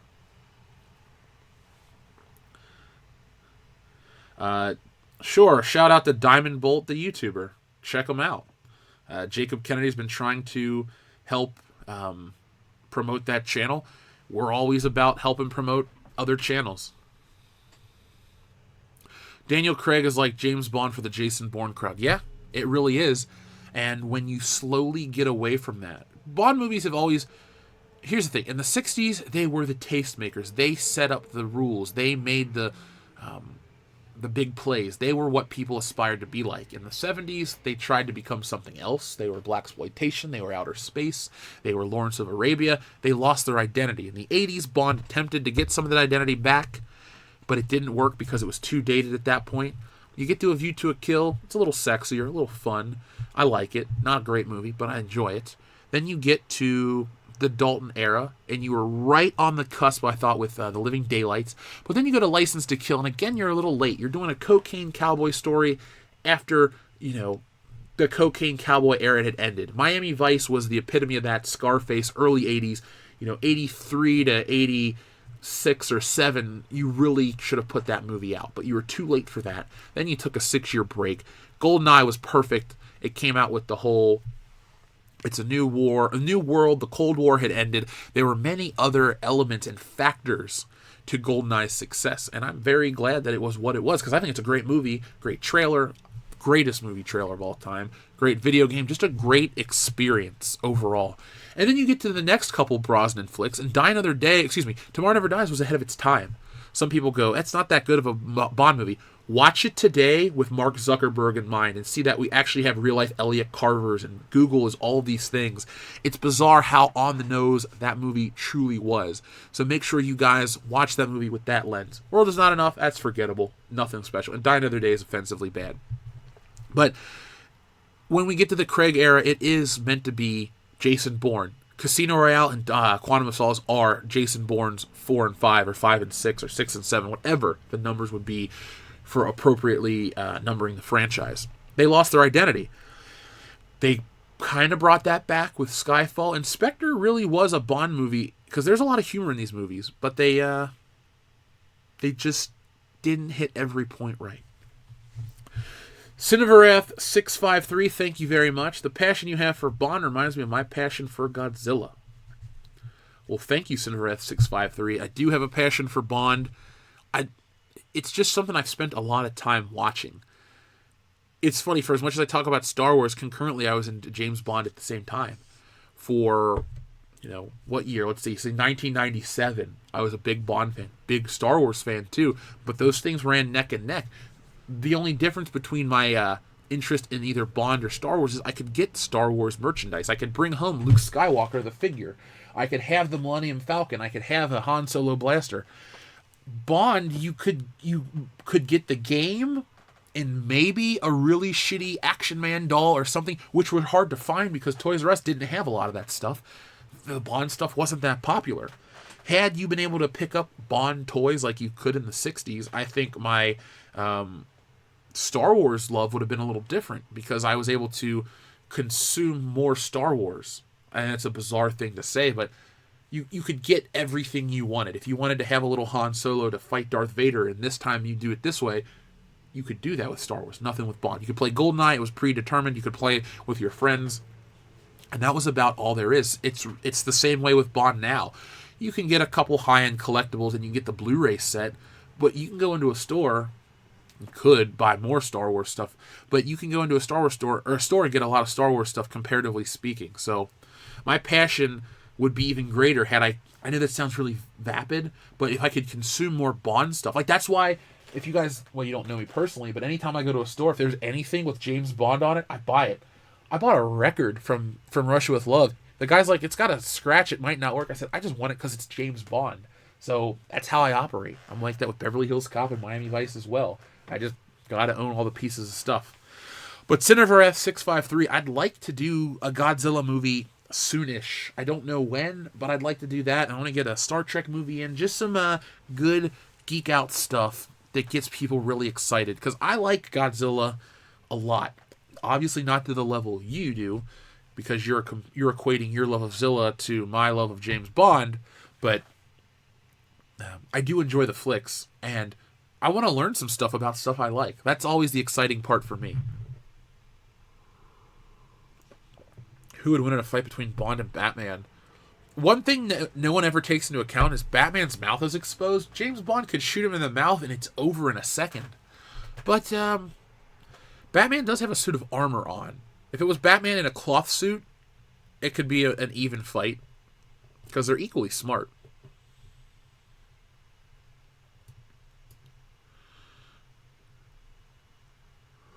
Let's see who else we had. Ijo played another double agent. That'd be fine. Did I have James Bond Jr. toys? I had all of them. Super Smash Brothers candidates. I had every James Bond Jr. toy. I still have. The funny thing is, I actually have a whole set unopened. What happened was, my 16th birthday, I went to a store called the Earth Toy Mall, and they had them all for $1. And my mom's like, "I'll buy them all for you." And I had an extra James Bond Jr. in his basic gear, so that is on my shelf. He kind of fell over. He's laying on top of a vintage Han Solo right now. But I had them all, and both video games, Nintendo and Super Nintendo. I could never beat the Nintendo one. I beat the Super Nintendo one. Mr. V, I'll check my email over the after the show. Let's see. Batman beat up Superman, so I think he could take Bond. Yeah, but Bond doesn't have any weakness to kryptonite. Maybe he offers him a bottle of vodka. He can't scream out his mother's name though. Does Bond weigh a little more than 108? Laden Swallow, I've never played that game at all. I heard about it. I remember I was in high school. I used to get Electronic Gaming Monthly, and I would see the promos for that game, but I never played it. So that would have been, 05 when that came out? 06, early Xbox 360? What was I playing? I was still playing San Andreas, and then once I got the Xbox 360, I was wrestling Mark hardcore. I bet Oddjob couldn't happen today because somehow be considered racist. Even if you look back with the SJW lens on Goldfinger on Oddjob, the only line they could conceive to be anything would be Korea or golf is not yet the national game of Korea. They don't actually use any pejorative terms to describe Oddjob. Once, he doesn't talk. They don't make any racial stereotypes about Oddjob. So I don't get why people would be so offended or try to. Basically, I look at somebody.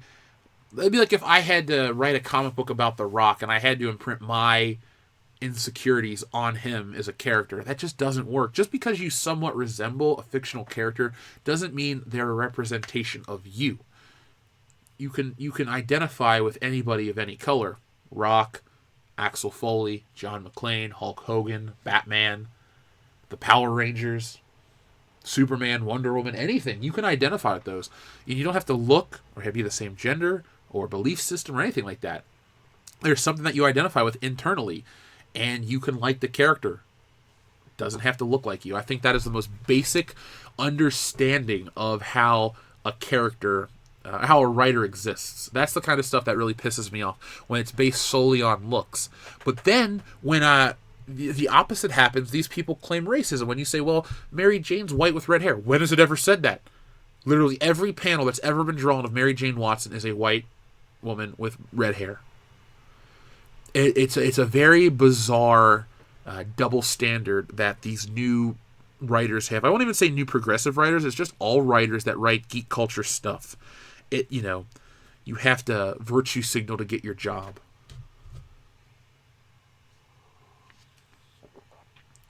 Let's see. Bond games could be revived in VR. I'd love to play as Bond. Dude, Grand Moff Tarkin, I would pay whatever. If they've released GoldenEye in VR, I would pay whatever it costs to buy it and play it in the best format ever. Like, if I had to buy a really expensive computer to play GoldenEye in VR, I fucking would. It's my favorite video game. I'd play it for 12 hours a day.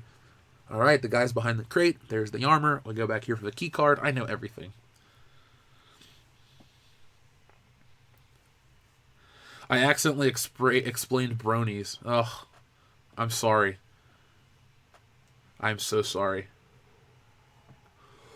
Oh, so, man, our show falling apart with the Diablo thing really, really derailed it, but it didn't derail my desire and anyone out there watching the show. I don't know exactly what's going on with the view count, but I do know that the loyal Good Morning Pop Culture fans are here.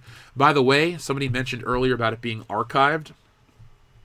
Yes, I had to take my grandma out yesterday, so I didn't get to archive yesterday's episode, but it will go up on Podbean today with this one that you're currently listening to. They will be archived together, and once that channel becomes monetized, then we move the show to there. But the way YouTube is working, our view counts are down, and I'm not bitching. I'm making the videos. I'm putting in more time because quality rises, the cream rises to the top. Ooh, yeah. But I can't cut out the channel's funding completely, so that is why it will remain here until we can become fully monetized. Holdo's Muff, thank you very much. I would love to read you some Paula Deen recipes, y'all. You can't taste the racism in her food, just the bacon grease and your heart stopping.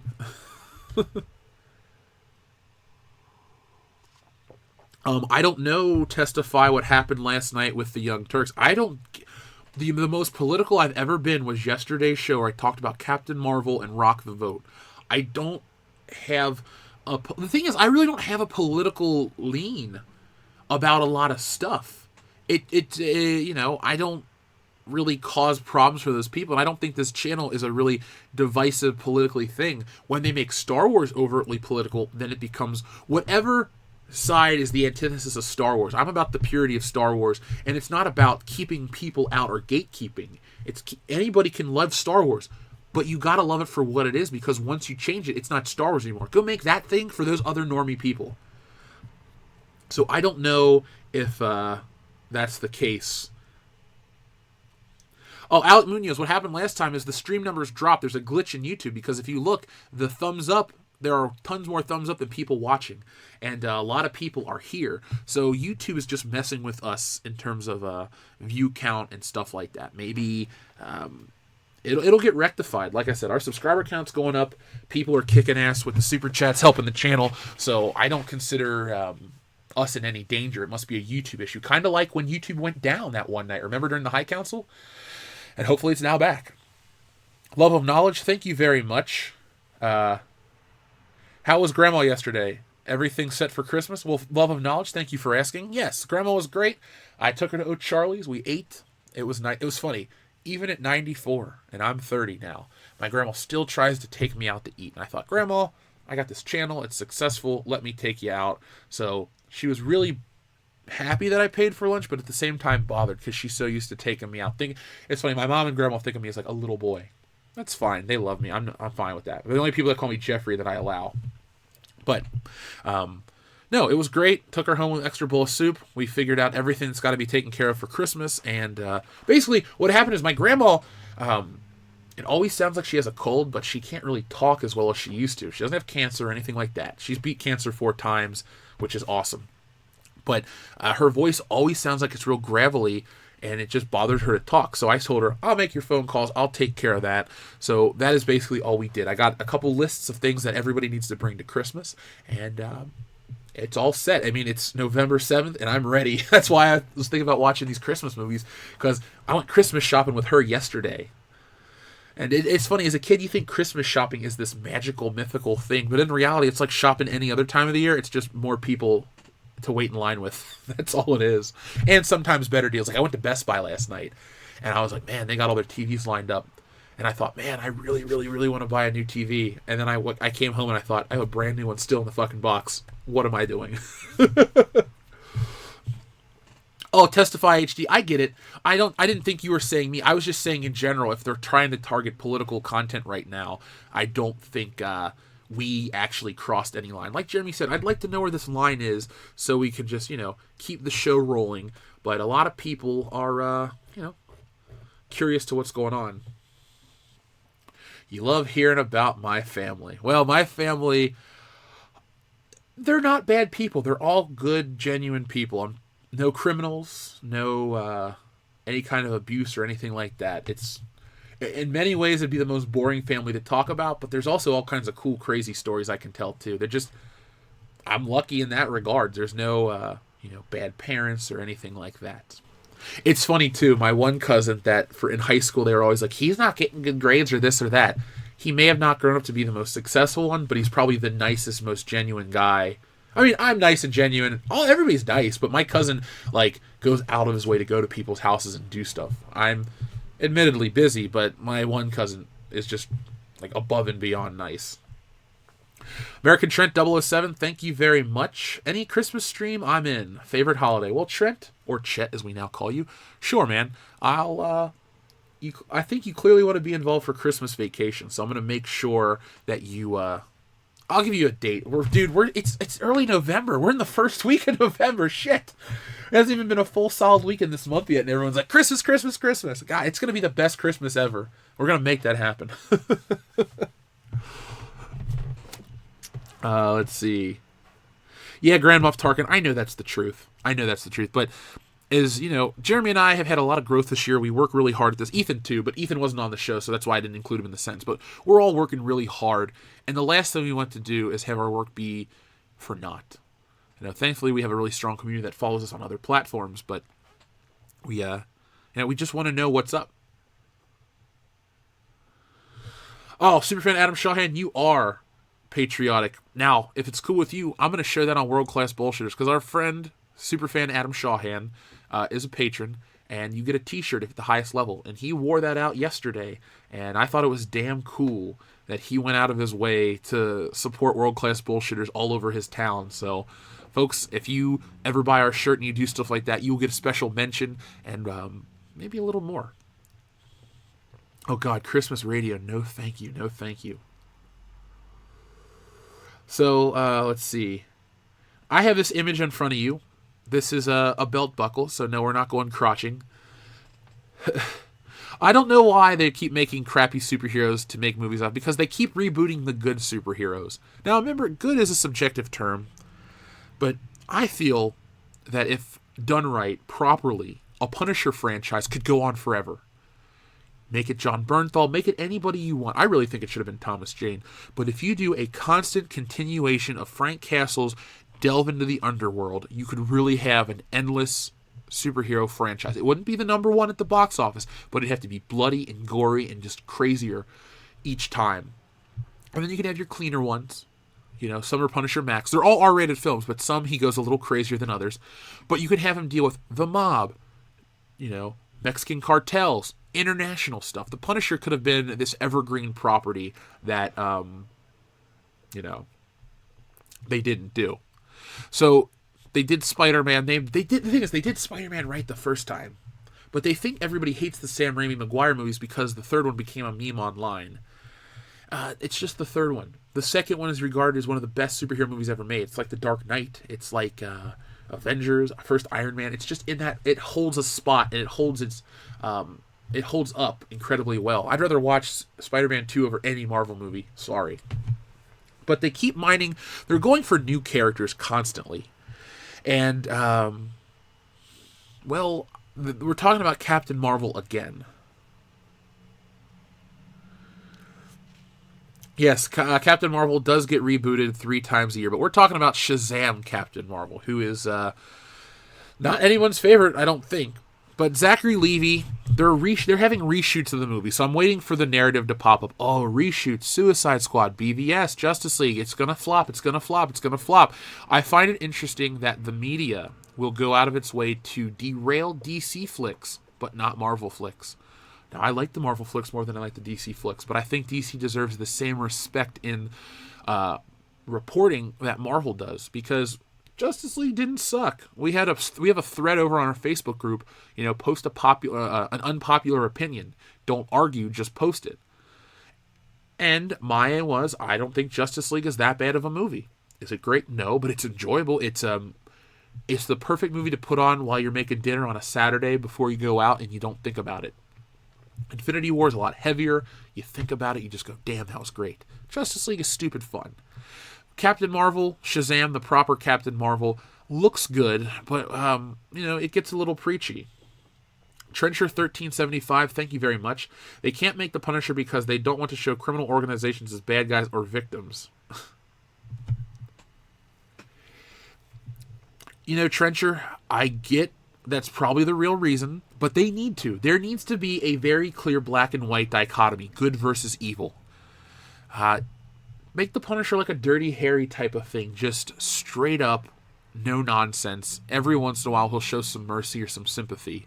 What could be really great is if, now I don't say they want to stop what they're doing, but a Rockstar game that's like a Punisher game, like Grand Theft Auto, but you're the Punisher type of thing with a big immersive city, and what you do has ramifications and you gotta hide out. That could be a lot of fun. Not gonna happen, but I'd like that. But you have to show, the reason these movies don't resonate with people is because they're trying to be so sensitive to certain issues and topics. Look, good and good, bad is bad. Just make it straight up. No more, or oh my god, this crime syndicate's offended. So what? It's a fictional story. Get over it.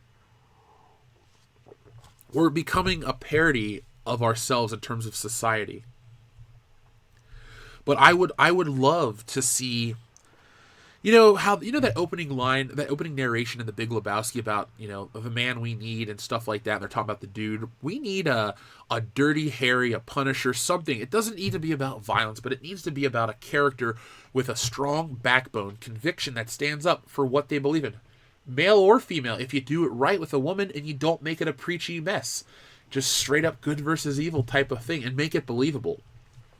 Now, I'm not saying she's a good actress, but somebody like a Gina Carano, I buy into her in these action movies, not because of she's not talented as shit, but because she looks the part, and I believe a woman like her could have been in the military, an ex-fighter, this, that, and the other. Same with a Ronda Rousey, but now she's in wrestling, so I look at her in a different lens. But you got to have this believability with these characters, and you got to just have get a property that comes out. Like John Wick really is it right now. John Wick is that. And Keanu Reeves does his own thing in real life. He's a good guy. But John Wick, the character, I know we talk about it right now on the show a lot, but it is the strongest male movie character out there. He's not about anything but his mission, convictions, goals, achievements, survival. And it's nice to be able to watch something and shut your brain off. No politics, just straight up, he's got to kill a man, he's got to kill a woman, he's got to kill this. He just does what he's got to do. It's a great, great franchise. I fucking love the first 2 John Wick movies. I can't wait for the third. I mean, if I wanted to pull the trigger for Christmas, I might get myself a John Wick Hot Toys. But I'm leaning towards the Daredevil, Season 2 Daredevil from Hot Toys instead. I'm going to get myself something like that. My point is, these characters need strong conviction and backbone. It doesn't need to be about morality. It doesn't need to be about right or left. It just should be a strong character that isn't wishy-washy. They believe in what they believe in. If you believe in it, you get behind that character. You get excited for their existence. That is the type of shit that I, as a fan, crave. I can get behind the John Wick and I go out and I support it and I get excited. I can't get behind Bond because he's kind of I can't get behind Spider-Man because he's a fucking joke. None of these characters have what I think they need. They lack conviction. So, buy John Wick, join me. Damn it, Trent, stop. Random Nerd, they do have John Wick 6-inch figures. They have an American one, which is about $30, lesser quality. And if you have $100 to spend, get yourself the nice Mafex Japanese one, much more realistic, really great sculpt and detail. And if you're a super fan, if you're the Adam Shawhan of John Wick, go for the Hot Toys. It looks real. So it looks like the view count is starting to climb. Maybe there was a hiccup in reporting. Maybe this is who are truly watching this morning. Cool. Welcome into the show if you're new. I appreciate that you're here. 4K is a ripoff of new movies only shot in 2K. You know what, Jacob? It's funny you bring that up. Last night I was at Best Buy looking at the Avengers box, the new Steelbook, and I was like, these graphics were rendered in 2K. How can they look good in 4K? I will talk about Aquaman because you asked. I'm excited enough to watch it. I love Amber Heard. Very stupid reason, but she's so pretty. But Jason Momoa is cool. I thought the Conan the Barbarian reboot was okay. 5 out of 10, 6 out of 10. It exists. I don't hate it, but it ain't Schwarzenegger. But then again, Conan the Conqueror or whatever, the second one, there's Conan the Barbarian, Conan the Destroyer. I didn't think the second one's that good. The first one's cool. The second one, not so much. There's a Mezco version. Oh, Jesus. Maybe I'll do the Mezco. I love John Wick. So, let me talk about... The only reason I brought up this Shazam thing is because I'm all about equality on this show.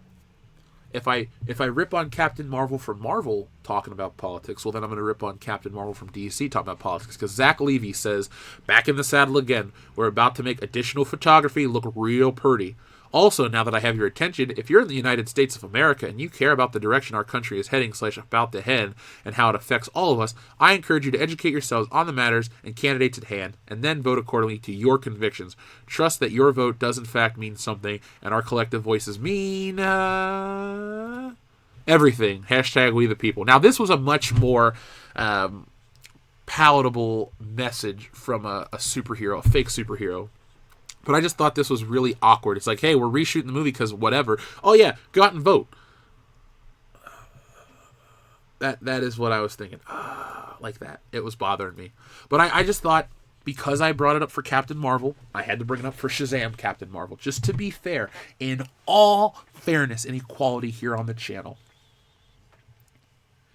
It's funny how the numbers are going up and people are getting excited. Like, yay, the view count's going up. Well, today I learned a lesson. Don't let the view count dropping to nothing derail you, because there are people that are still here. Love Arnold's Conan. Then I read the comics that were using the novel story. Now that's just another Arnie movie. I like the John Buscema drawn Conan stuff. Not for the story, but for the art. There's something about John Buscema's work that just makes me, captivates me, transfixes me. I'm a big John Buscema fan. Love that. Amber Heard as Red Sonja. I'll watch it. I will watch it. Bridget Nielsen is the best Red Sonja, because I believe she's the only Red Sonja. But Amber Heard would be awesome. Oh, so Mutter Meatseek says, sometimes streams don't show up in my feed. For some reason, the stream keeps cutting off too. I don't like that. Also, remember, Mutter Meatseeks, every day I'm here. So I will announce if I'm sick or can't do the show, but count on me being here. So if you show up, we'll be live. Just check the channel every day. That's what I can tell you. The best I can tell you. Andy Goss, thank you very much. Do you think NPCs like moisture of the muff? LOL. I think they're afraid of the muff. They run from the muff. Though they come from the muff, they will not die in the muff. Okay, that's a muff. I don't know what the NPCs believe in terms of natural bodily procreation. Maybe they're like robots. They can't, they want to hold hands and say "milady." I don't know about all that stuff. Those the NPC crowd befuddles me. I'm just like, why can't you have your own thoughts and beliefs about shit and not read from a pre-recorded, approved list of responses? It's like, talking to an NPC person is like talking to customer service from a tech company. Did you try turning it off? Did you try turning it back on? Reboot. Do this. Do that. It's just an automated recorded message inside of a body. That is scary. Brain control. Ooh. Do I want to read the brain control quote? No. I have a couple big things I'm working on. The comic I have to get done because I do not want to be late. But I have a couple videos that are really, really important. And maybe I can get some help from some people on these. And we can work together. But I got a big series coming out. And it really involves everything. Beyond it includes Star Wars, but it's beyond Star Wars. It's about, ruining this bastardization of culture. And I'm trying to get this other big video. It has to come out on December 15th. But I'm going to get Doomcock and Jeremy. I'm going to try to get Ethan involved. I'd like to get Anna and and Ivan and Jesse and anybody that has somewhat of a following online talking about Star Wars, because that's our next big video. So folks, just hang in there while I get the comic out and do a couple things, because believe me, I got some really hard-hitting content. The shit that really got our channel to the table. We have not lost our spot at all. We will claim a second spot for ourselves. Man spread out and enjoy dinner.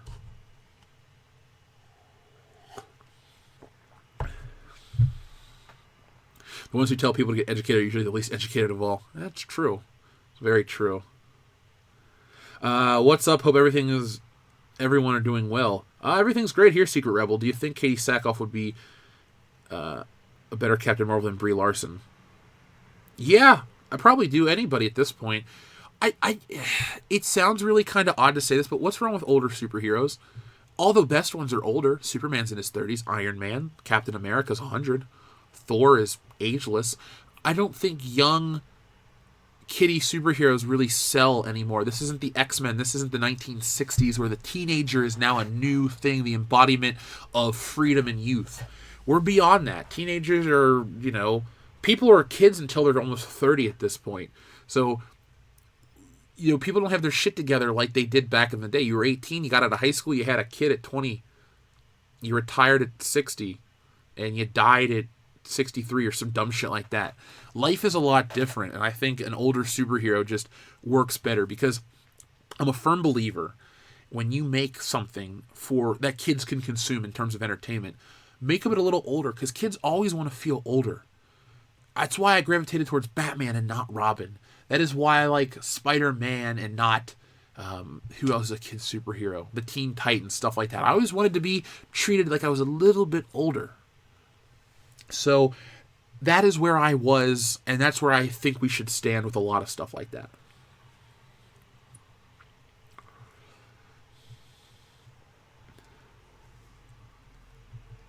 All right, we're over at 200 views now, Rugis, so we can officially start the stream. So, folks, welcome to Good Morning Pop Culture. I'm your host, Jeff Hicks, and today, god damn, it finally hit it at 9:32 in the morning. It honestly had to be a YouTube issue, because it isn't an us issue, like I said.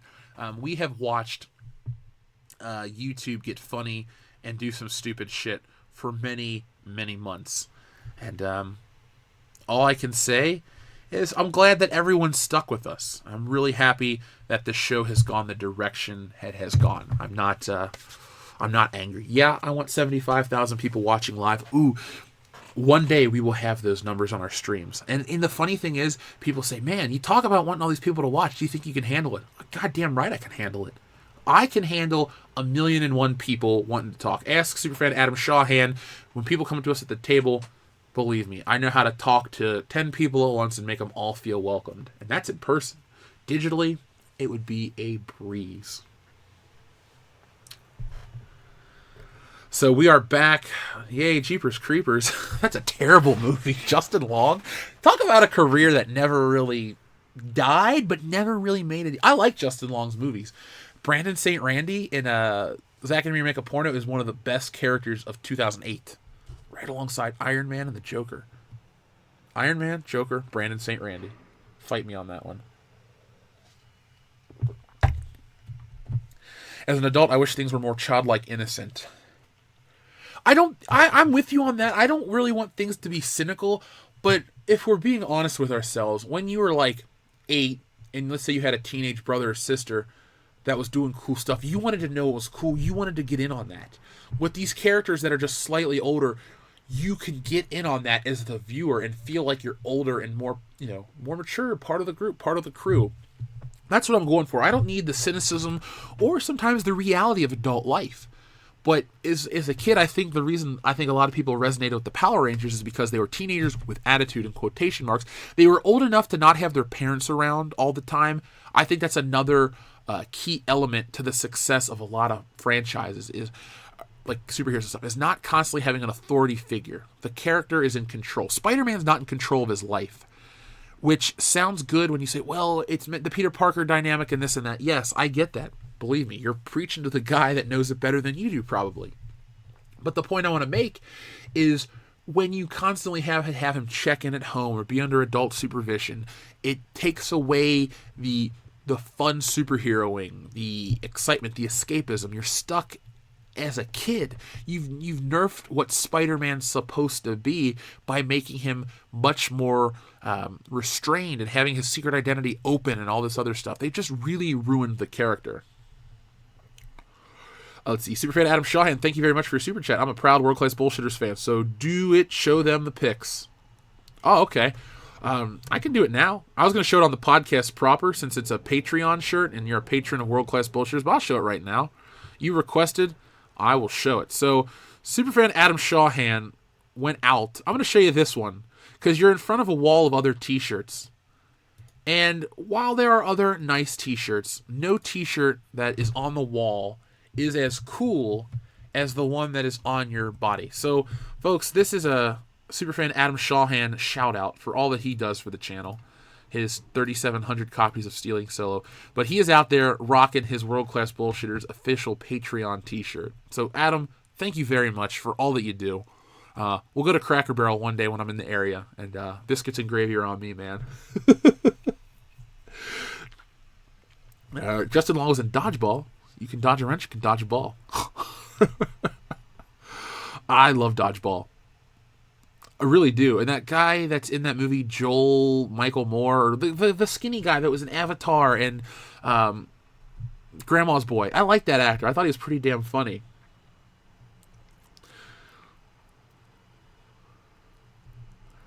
Oh, I gotta buy this. I gotta order this coffee. Oh God, there's a Grand Inquisitor that sent me a gift card. I'm behind, dude. I'm so sorry. Trust me, my life sounds glamorous. It's cool, but I am really, really busy right now. Third Conan. I don't know if I'd watch a third Conan. I'm kind of Conan'd out.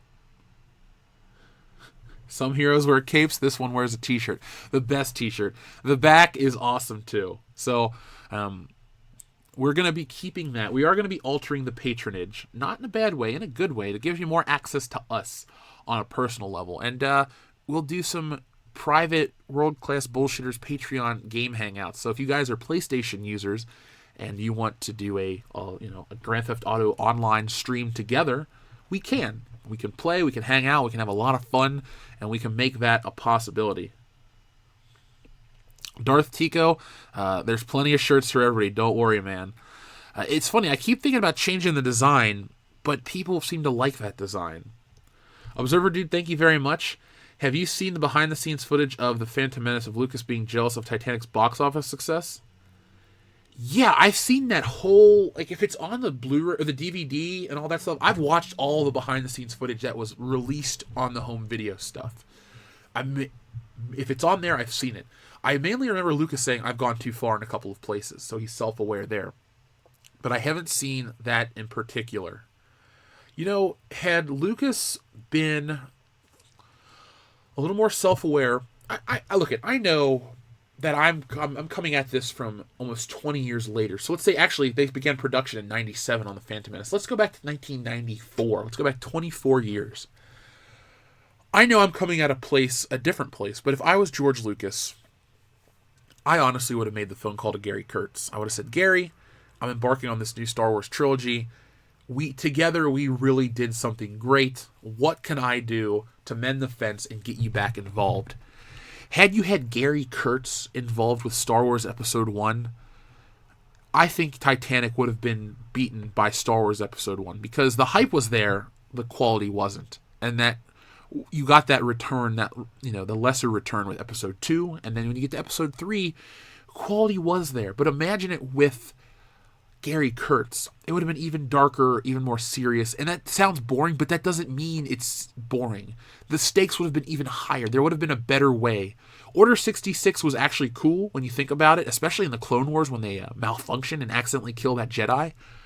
But I would have liked to, in that alternate reality that we live in, that would have been a very cool thing. And George Lucas would have beaten Titanic 10 times over if he had a good Star Wars movie. He didn't have his finger on the pulse. Jar Jar, Whoopi, Anakin, all that stuff. Make Anakin 20 years old and already a Jedi. You don't need to see where he comes from, where he's born at. Tatooine, that's too convenient. Every Star Wars trilogy starts on a desert planet. It only worked one time. Look where we are now. Make it happen, Jeff. I wish I could make it happen. You see, George Lucas definitely should not have sold Star Wars to Disney. The fans could have kept it alive. The fans could have done a lot. But they just, they made the mistake of all of this. That's all I can say is they made the mistake in all this. Yeah, much respect to Gary Kurtz. And again, rest in peace. We did a stream in his honor, 2 of them.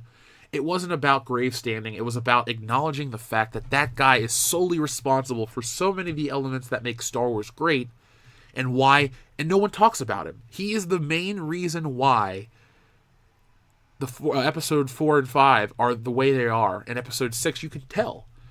Had he been involved with Star Wars the entire time and made money like Luke, I don't think it was a money thing. I think it was a creative differences thing. But had he been involved the entire time, the Star Wars universe would have been much more respected. There may have been more Oscars in the future. There may have been a whole new level of, creative achievement, artistic achievement. But I will say this. Gary Kurtz and, what's his name? Lawrence Kasdan are both more open to the idea of killing off characters. And I think Lucas, in his optimism, was wise to not kill off Han, Luke, and Leia because he took those characters, George Lucas, he took them from just being basic movie characters that were popular, that do die off and go away, to becoming mythic legends, icons. Because when you watch those movies, you get involved with the characters, and then they do all ride off into the sunset. And he gave a lot of free rein to people. What's Han Solo doing next? Who's Luke facing against next? And it really captured people's imaginations, and it kept them alive in a time where there were no movies. I mean, Mark Hamill is Mark Hamill. Luke Skywalker is forever, 25 years old and remembered and emblazoned upon t-shirts and toys and books and all these other things. I don't think with a Gary Kurtz involved, you would have had the door open for the longevity of Star Wars. So maybe you would have had a better Return of the Jedi, a great Return of the Jedi, but maybe you wouldn't have had the expanded universe, and you wouldn't have had the next generation of fans. Maybe the finality of Gary Kurtz, the quality would have been so great, but the ramifications would have been, we wouldn't be the Star Wars fans we are today. So maybe it's good the way things went down. There are two sides to every argument, to every coin. You have to look at both of them and give them the fair and equal treatment. But I do think, had Return of the Jedi gone down the way it did, and we still had the EU and the growth and all that, I don't think an episode 1 with Gary Kurtz would have hurt. It would have been great. I will say it could have been the greatest Star Wars movie, because they'd be taking a different approach. How did things get started? Well, you got to have the two guys that started it to really get into that mindset. Can we get a Vader movie? I'd watch a Darth Vader movie, but yeah, Kathleen Kennedy does need to go. It's funny, Kenny Powers, I don't shit on Return of the Jedi out of a place of anger. I think Return of the Jedi is the third best Star Wars movie and a damn fine movie. But it lacks something when I watch it. And it's not... It is the Ewoks, but it's not just the Ewoks. Much like movies that I do enjoy, the ending just kind of happens. It just happens so quickly. I don't feel like there's a long-fought battle. With the first Star Wars movie, I do feel like that. The Battle of Yavin is, 15 minutes long?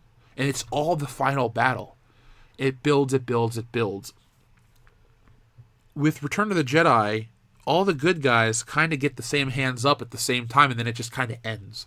I'm not saying it needed to be longer or drawn out, but I do feel like stuff happens and then it just kind of ends. There's no decline. Like with the first Star Wars, the Death Star blows up and then there's a medal ceremony, and that would make sense. Empire, you have all that big shit, and then you have time for it to simmer down, and then it ends and it gets you set up for the next movie.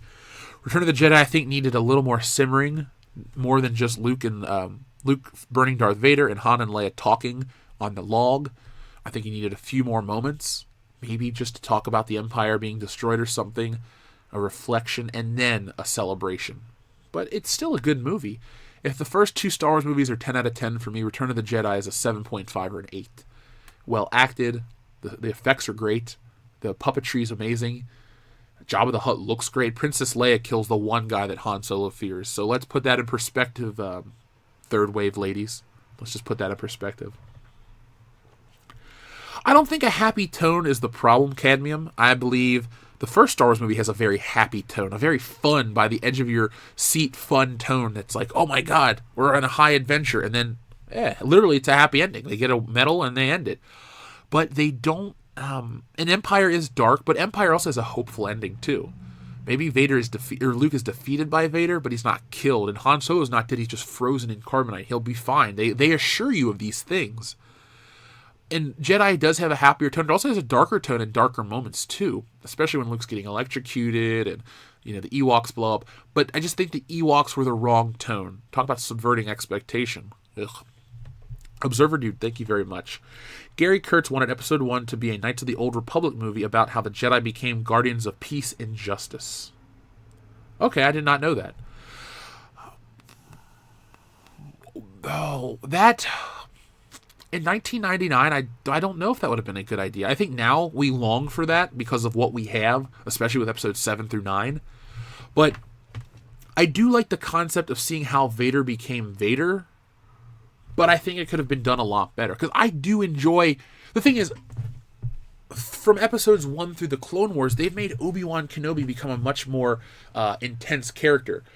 Look, I grew up when, basically, I look at myself as a last remnant of the original Star Wars generation. There were 3 movies, I watched them on tape, I played with toys, that's kind of all I had to do, I made my own adventures.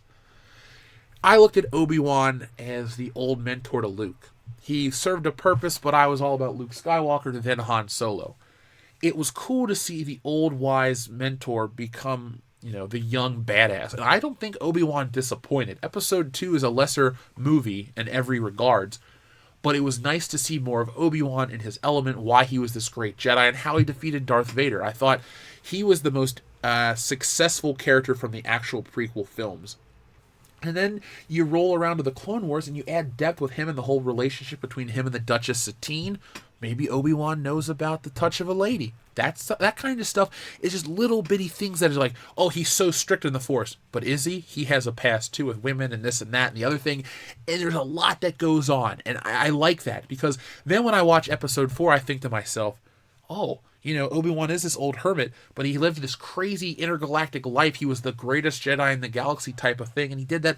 And now his life has been, shrunken down to just an old hermit. People think he's a crazy wizard. He was once, dining with the finest in the galaxy and all this stuff, as a weird Dusty Rhodes relevant equivalency. And he became this old hermit. I do like those elements. It's I would watch a Knights of the Old Republic film nowadays. I think that would be smart. I bet you that's what Benioff and Weiss are working on, because Game of Thrones is popular. I bet you that is what we'll get with a Knights of the Old Republic thing post episode 9, and that will be Disney's last ditch effort to really keep Star Wars trilogies going. They'll get their theatrical release and it'll be different, but will it be too late? I think it's all dependent upon episode 9. This coming year, 2019, is going to be huge for us, the Fandom Menace, World Class Bullshitters, all the channels, because it's the build to the end of garbage, and everything is going to be documented on how it is handled. This is the most important year for Star Wars ever. People would argue 2015, no, you had the goodwill you were buying in. 2017 was the most important year. No. You had that goodwill still. It was diminishing, but you still had it. Star Wars had never shit the bed like it has, and now we're here. That's why it can get thousands of people to talk about its demise weekly, because it was that impactful. So, Observer Dude, I like Gary Kurtz's concept. I just, I really do appreciate some of the elements and themes and visuals from episodes 1 through 3. Bizarre I'm saying that as an adult, but you don't realize shit wasn't so bad as it used to be, or as it is now. Mr. V, thank you very much. I got Friday the 13th last week. Would be great if we can get some people together to play. Judging from your GTA stream, you'll get a kick out of it. Well, Mr. V, you know how to shoot me an email, worldclassbs@mail.com. We can play. I got it saved to my thing. I'll download it, and we can play it. We can do a World Class Bullshitters game stream. I feel like a lot of people would get invested in that. So why not build the community that way too? Why not? I'm all about that. And yes, if you watch my GTA stream, you know I take great pleasure in hacking people up. The thing is, it is cathartic for me, a nice emotional release. I would never do anything like that in real life, because honestly, I don't want to hurt anybody, and secondly, I like my freedom. Seriously, I would never do anything to jeopardize having the freedom to get up, record this show, interact with you guys, make my videos, and save for something big in the future.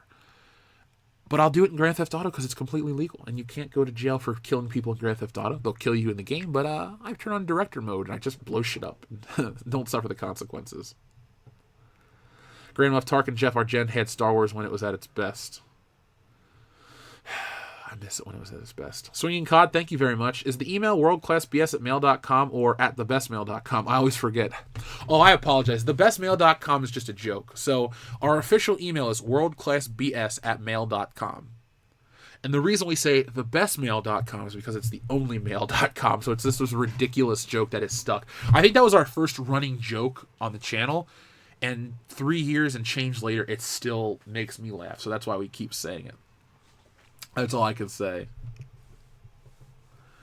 Where are we at? Okay, so we're all caught up on the super chats. Oh, I had a tomahawk, but I did not use it. I died and lost it. I'm still trying to get up with the putting shit on your horse type of dynamic. My favorite weapon is the bow, because I'll just sneak up on shit and hunt and take it back and eat and all that crap. I really do like that game a lot. Saints Row is better than Grand Theft Auto. If you were to talk to me in 2008, Random Nerd, I would agree with you, because I think GTA 4 was shit, and Saints Row 2 was amazing. I got it right here on my PS3. Great soundtrack. It has Everybody Wants to Rule the World. The 80s station in that game was just second to none. It would play Take on Me, Everybody Wants to Rule the World, Land Down Under, all in a row. What else could I ask for? Maybe Rock the Casbah. But it was such a great 80s set list, and I had so much fun with that. Hello to the Nerd Rock channel. Amy Minty, I think we're finally past 200 viewers. What a bizarre morning. It's weird. YouTube tried to keep us down, because we had, honestly, this week, Monday, Tuesday, super powerful shows. Today was gearing up for that. I was really feeling it. Then we had our issue, but I didn't let it bring us down, and I think we hit some truth bombs as need be. Today's show was strong as always, and really successful. I'd like to thank everybody who's helped it become successful. You guys are really kicking ass here on the channel, and while YouTube messes with us, I think the community has strengthened and doubled down to help us stay here, and I appreciate that. I mean, believe me, when you meet me, everyone's got a handshake coming, maybe a hug depending on how many beers I've had. Point is, thank you. I really, really, really mean it, because without you guys, there is no show. It's just a dude talking to a microphone in an office. And thankfully, it's more than that now. Let's see. Did Saints Row 2 have Judas Priest songs? Did it have You Got Another Thing Coming? I don't know. Maybe. Okay, so the Jacobite says mine is saying 325 plus viewers. I'm seeing 321. So it's definitely different for everyone watching. But that's really the audience. I like about 400 people. That's what I shoot for every day.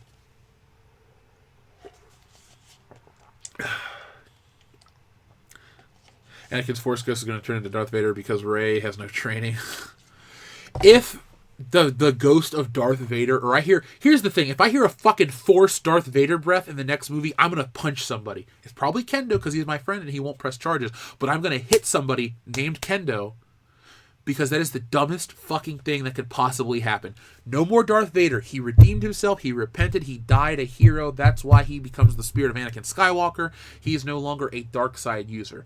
Anakin Skywalker is not going to all of a sudden switch because Kylo Ren needs character development. What happened to the whole grandfather, I will finish what you started thing? You know what? They fucking ruined it. That's all I can say. Are you excited to have Doomcock on tomorrow night? Who's all on the show? Well, every World Class Bullshitters is the guys that are in the icon. So that is, first it's me in the blue, then it's Dion, then it's Nick, then it's Kendo. So it's the four of us as always. Of course I'm excited to have Doomcock. The best part is he reached out to me. You know, I ask people on the channel. Sometimes I get responses, sometimes I don't. But Doomcock reaches out to us, and Doomcock is the best guest. Just, he is amazing. That dude always delivers. He's so entertaining. I mean, how can you not like Doomcock? He gets it. And I'm excited to have him. And tomorrow's going to be a phenomenal World Class Bullshitter show. You cannot miss it. It starts at 9. It's a little later than usual. Usually we start at 8:30, but we're starting at 9 for Doomcock's schedule. But when we start, and we will, it's going to be incredible. Mariner1712, thank you very much. Gary Kurtz is to Star Wars what Gene L. Coon was to the original Star Trek. That is a good analogy because I don't even know who Gene L. Coon is. I know who Gene Roddenberry is. Let me look up Gene L. Coon real quick because I might be missing somebody incredible. So let's see. So Gene L. Coon was an American screenwriter, best known for his work on the series of Star Trek. Okay, he died in 1973. Huh. I'll have to do some research about him. Mariner, if you wouldn't mind, would you remind me tomorrow night with Doomcock? Because Doomcock is the star of the Fandom Menace. He's the Star Trek expert. He's the biggest fan. I like the original. Dion likes the shit, but he likes it as a show. Doomcock likes it on a deeper level. And I'm sure that he knows more about it than I do. But I'll do some research into this because I'm always about the unsung heroes of the of your favorite properties and brands. That's why I'm really adamant about saying Stan Lee is only the co-creator of a lot of our favorite stuff. He gets the title Godfather of Comics, fine, deservedly so. But don't forget about Jack Kirby. Don't forget about Steve Ditko, John Romita, John Buscema. Don't forget about those. I'd actually take Buscema out. He's the best comic book artist that ever lived, but he didn't really do a lot of the creation aspect. Romita was like that last guy that really brought some creative stuff. Wally Wood, don't forget those guys. Do yourselves a favor, check out Wally Wood. He's an artist that really inspires me. I love his atmospheric stuff. And what's nice is the more that I learn, I get to learn from them. It's just a fun process. Like going to college was fine, but you do learn from some boring people. With comics, you get to learn from the masters, and you get to read a comic book. It's a win-win.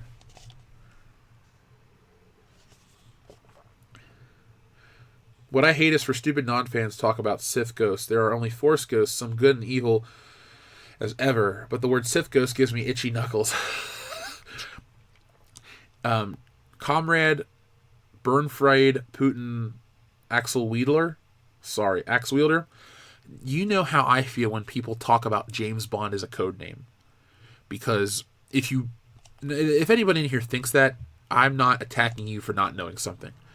But if you watch the movies, it is clear as day not the case. It's never been a code name. It will never be a code name. They've actually gone out of their way to show his parents' names were Bond to end this code name theory talk.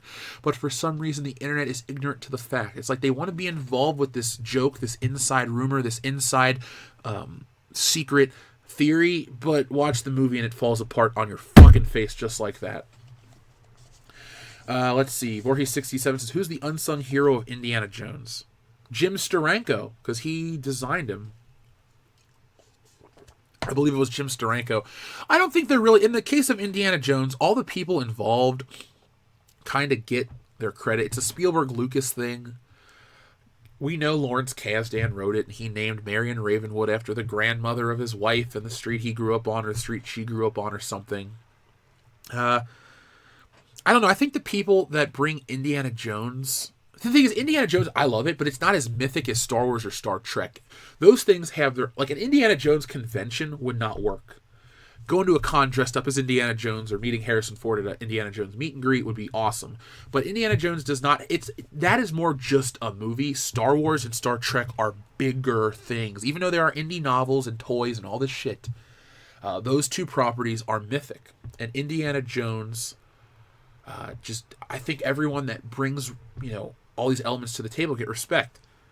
John Williams, George Lucas, Steven Spielberg, Harrison Ford, Lawrence Kasdan, Frank Marshall, I guess. I don't know. What's his name? The guy that worked, Robert Watts, the production designer. Those people all do get their just due. And Lucas and company kind of kept these same people between Star Wars and Indiana Jones, all the Star Wars movies. You get the same people working on these movies years and years later. So, like Stuart Freeborn is an unsung hero for the creation of Yoda. You may have seen little pictures, but it's Stuart Freeborn that did the final design. Joe Johnston is another person that doesn't get the same respect he deserves in terms of Star Wars creation. He kind of refined the Macquarie designs, but he, in Boba Fett and stuff like that. If it wasn't for him, the shit wouldn't look the way it does. Who is the best comic book artist ever? I honestly... I won't say Jack Kirby. I respect the dude. He's probably the most prolific, but I'll say Buscema is the best, hands down. The raw power of John Buscema's work, as well as, Conan the Barbarian, Avengers. He did some Spider-Man work. My personal favorite is John Romita Sr. There's so many great ones. The weird part is so many great people work together at one time. I love Jim Lee's artwork. I've come to love Todd McFarlane's artwork the older I get. But when it comes to just who do I pull out as the best of the best, it's going to be a discussion between somebody like a Neil Adams or a John Buscema, just somebody with raw power behind their pencil. Ethan's great. I'm not knocking Ethan ever in a million years. He's fantastic. He made it to the top with his talent. There is no doubt about that. But in my opinion, the greatest of all time is probably John Buscema. Look him up. It's a different style, and it's simpler. So if you're gonna look for like the new colors or Alex Ross and stuff like that, you're not gonna get that. But what you're gonna get is you're gonna get great storytelling, great anatomy, beautiful women. Just, you know what? Hold on, let me show something real quick. Instead of talking about it constantly, Superfan Adam Shawhan, I owe you a high five. Don't worry, you'll get it. So let me just type in John Buscema. This will be the best thing we look up to end the show. If I could spell John Buscema, which I normally can, but I'm live and I have typos. So John Buscema, old school artist. He wrote the book How to Draw Comics the Marvel Way. So let me pull up some of his artwork. Open image, a new tab. Now remember, this stuff is old. So you're going to look at this and go, oh, this is definitely some dated stuff. But he was working in the 60s, 70s, 80s, 90s, up till 2000. I mean, he worked until he died, but he was the fucking man. Not everybody that was the best worked at Marvel or DC. I also really liked Alex Toth. He worked at DC. He worked on Super Friends. Very simplistic, but that's in my wheelhouse. That's the kind of stuff I liked. Let's type in John Buscema Marvel, and we'll... John Byrne's up there too. The three best, or my three favorite are John Romita, John Buscema, John Byrne. And then Jim Lee fits in there later. But those guys are just... And the thing is, there are so many great artists that have worked for these companies. Who else was great at DC? Carmine Infantino was kind of good. Well, he was good. His Star Wars work was not good. Kind of weird, kind of dated. But these guys are just incredible artists, and they were all working at the same time. You had these people like Gene Colan, and all these other people. They had to work to become like super relevant, but it happened. Damn, I don't want to open it on Pinterest. Crap. Fine, I'll show you something. This is not a great quality picture, but this is a cool picture. Here we go. Give me a second. I like a certain style. I like the Marvel House style. I enjoy a certain look. I like older comics. That's what I shoot for. You can definitely see that when you look at Stealing Solo. I aspire to draw like the old school guys, not because it's easy. I think there's a lot more behind it. I just enjoy that aesthetic. Overly cross-hatching and stuff. I'm more about big shapes, bright colors type of thing. And John Buscema he just works on every level. So that's a basic splash page in crappy quality. Come on. Oh well. I think I've shown enough, I guess. So folks, it is 10:04. I gotta be somewhere. So I'm excited to go out and do what I gotta do. But I just want to tell everybody, thank you for joining us on a double stream of Good Morning Pop Culture. Yeah, it was messed up. It was kind of broken at times. But that doesn't mean it was a bad show. It was a YouTube issue. And I want to tell everyone thank you. Here's a good image to end it on. John Buscema also worked on Thor, and it was some great artwork. So thank you to everybody who stuck with us. I know it was confusing. Again, it was a YouTube problem. It was them, not us. But, there's my boy John Buscema. Classic, powerful. I just love how he draws the muscles and the women are hot and all that stuff. Those are the things I focus on. They used to say you were graded on how well you could draw a horse and how well you could draw women. Well, I can't draw a horse to save my life, so thankfully I have photo references for that. But I can draw women. You can check out the Instagram, the unfinished sketches. But this is my style that I love. If somebody said you could draw just like a comic book artist and it would look exactly like their work, I think I'd pick his. And then I would think, or do I want to draw like Romita and be able to ink like Jim Mooney? I don't know. That's a tough question. Those are names you guys don't know or care about. So, folks, could you do me a favor and hit that muff button? And go do me a favor, too. I found a secret to help our YouTube channel. Before you click off of YouTube, would you mind going to check out anything on our channel for just a moment? Because that will help us grow. So go check out yesterday's video about Ryan Johnson, or go check out anything. We've been putting out tons and tons of videos, and they're just not really hitting the traction. So do your old friend Jeff a favor. Check out our video titled, what is it titled? What should I what did I tell you guys to check out? It is our video titled, what came out on Monday? Everything about the Boba Fett flick. Could you do us a favor and check that one out? It's okay. It's not really a successful video, but going from here to that would really, really help out the channel. I'd really appreciate it. So, folks, I'll be back tomorrow. Do I want to come back tonight? I don't know. Press 1 if you want me to come back tonight. That's all I can say. Yeah, DJ D Show, you know what's up. Yeah, hit the muff button, check out a YouTube video. Those are all important things to really help the channel. Yeah, thank you, Darth Hammer. Yeah, I do. Okay, 1. So I guess people, maybe, depending on how much work I can get done today on this comic, maybe I'll do some Red Dead Redemption tonight. Now, that won't stay on the channel. It'll just be live, but it'll be a lot of fun, and you guys can hang out with me, and we can bullshit together in perpetuity. So until next time, folks, thank you as always, and catch me next time live.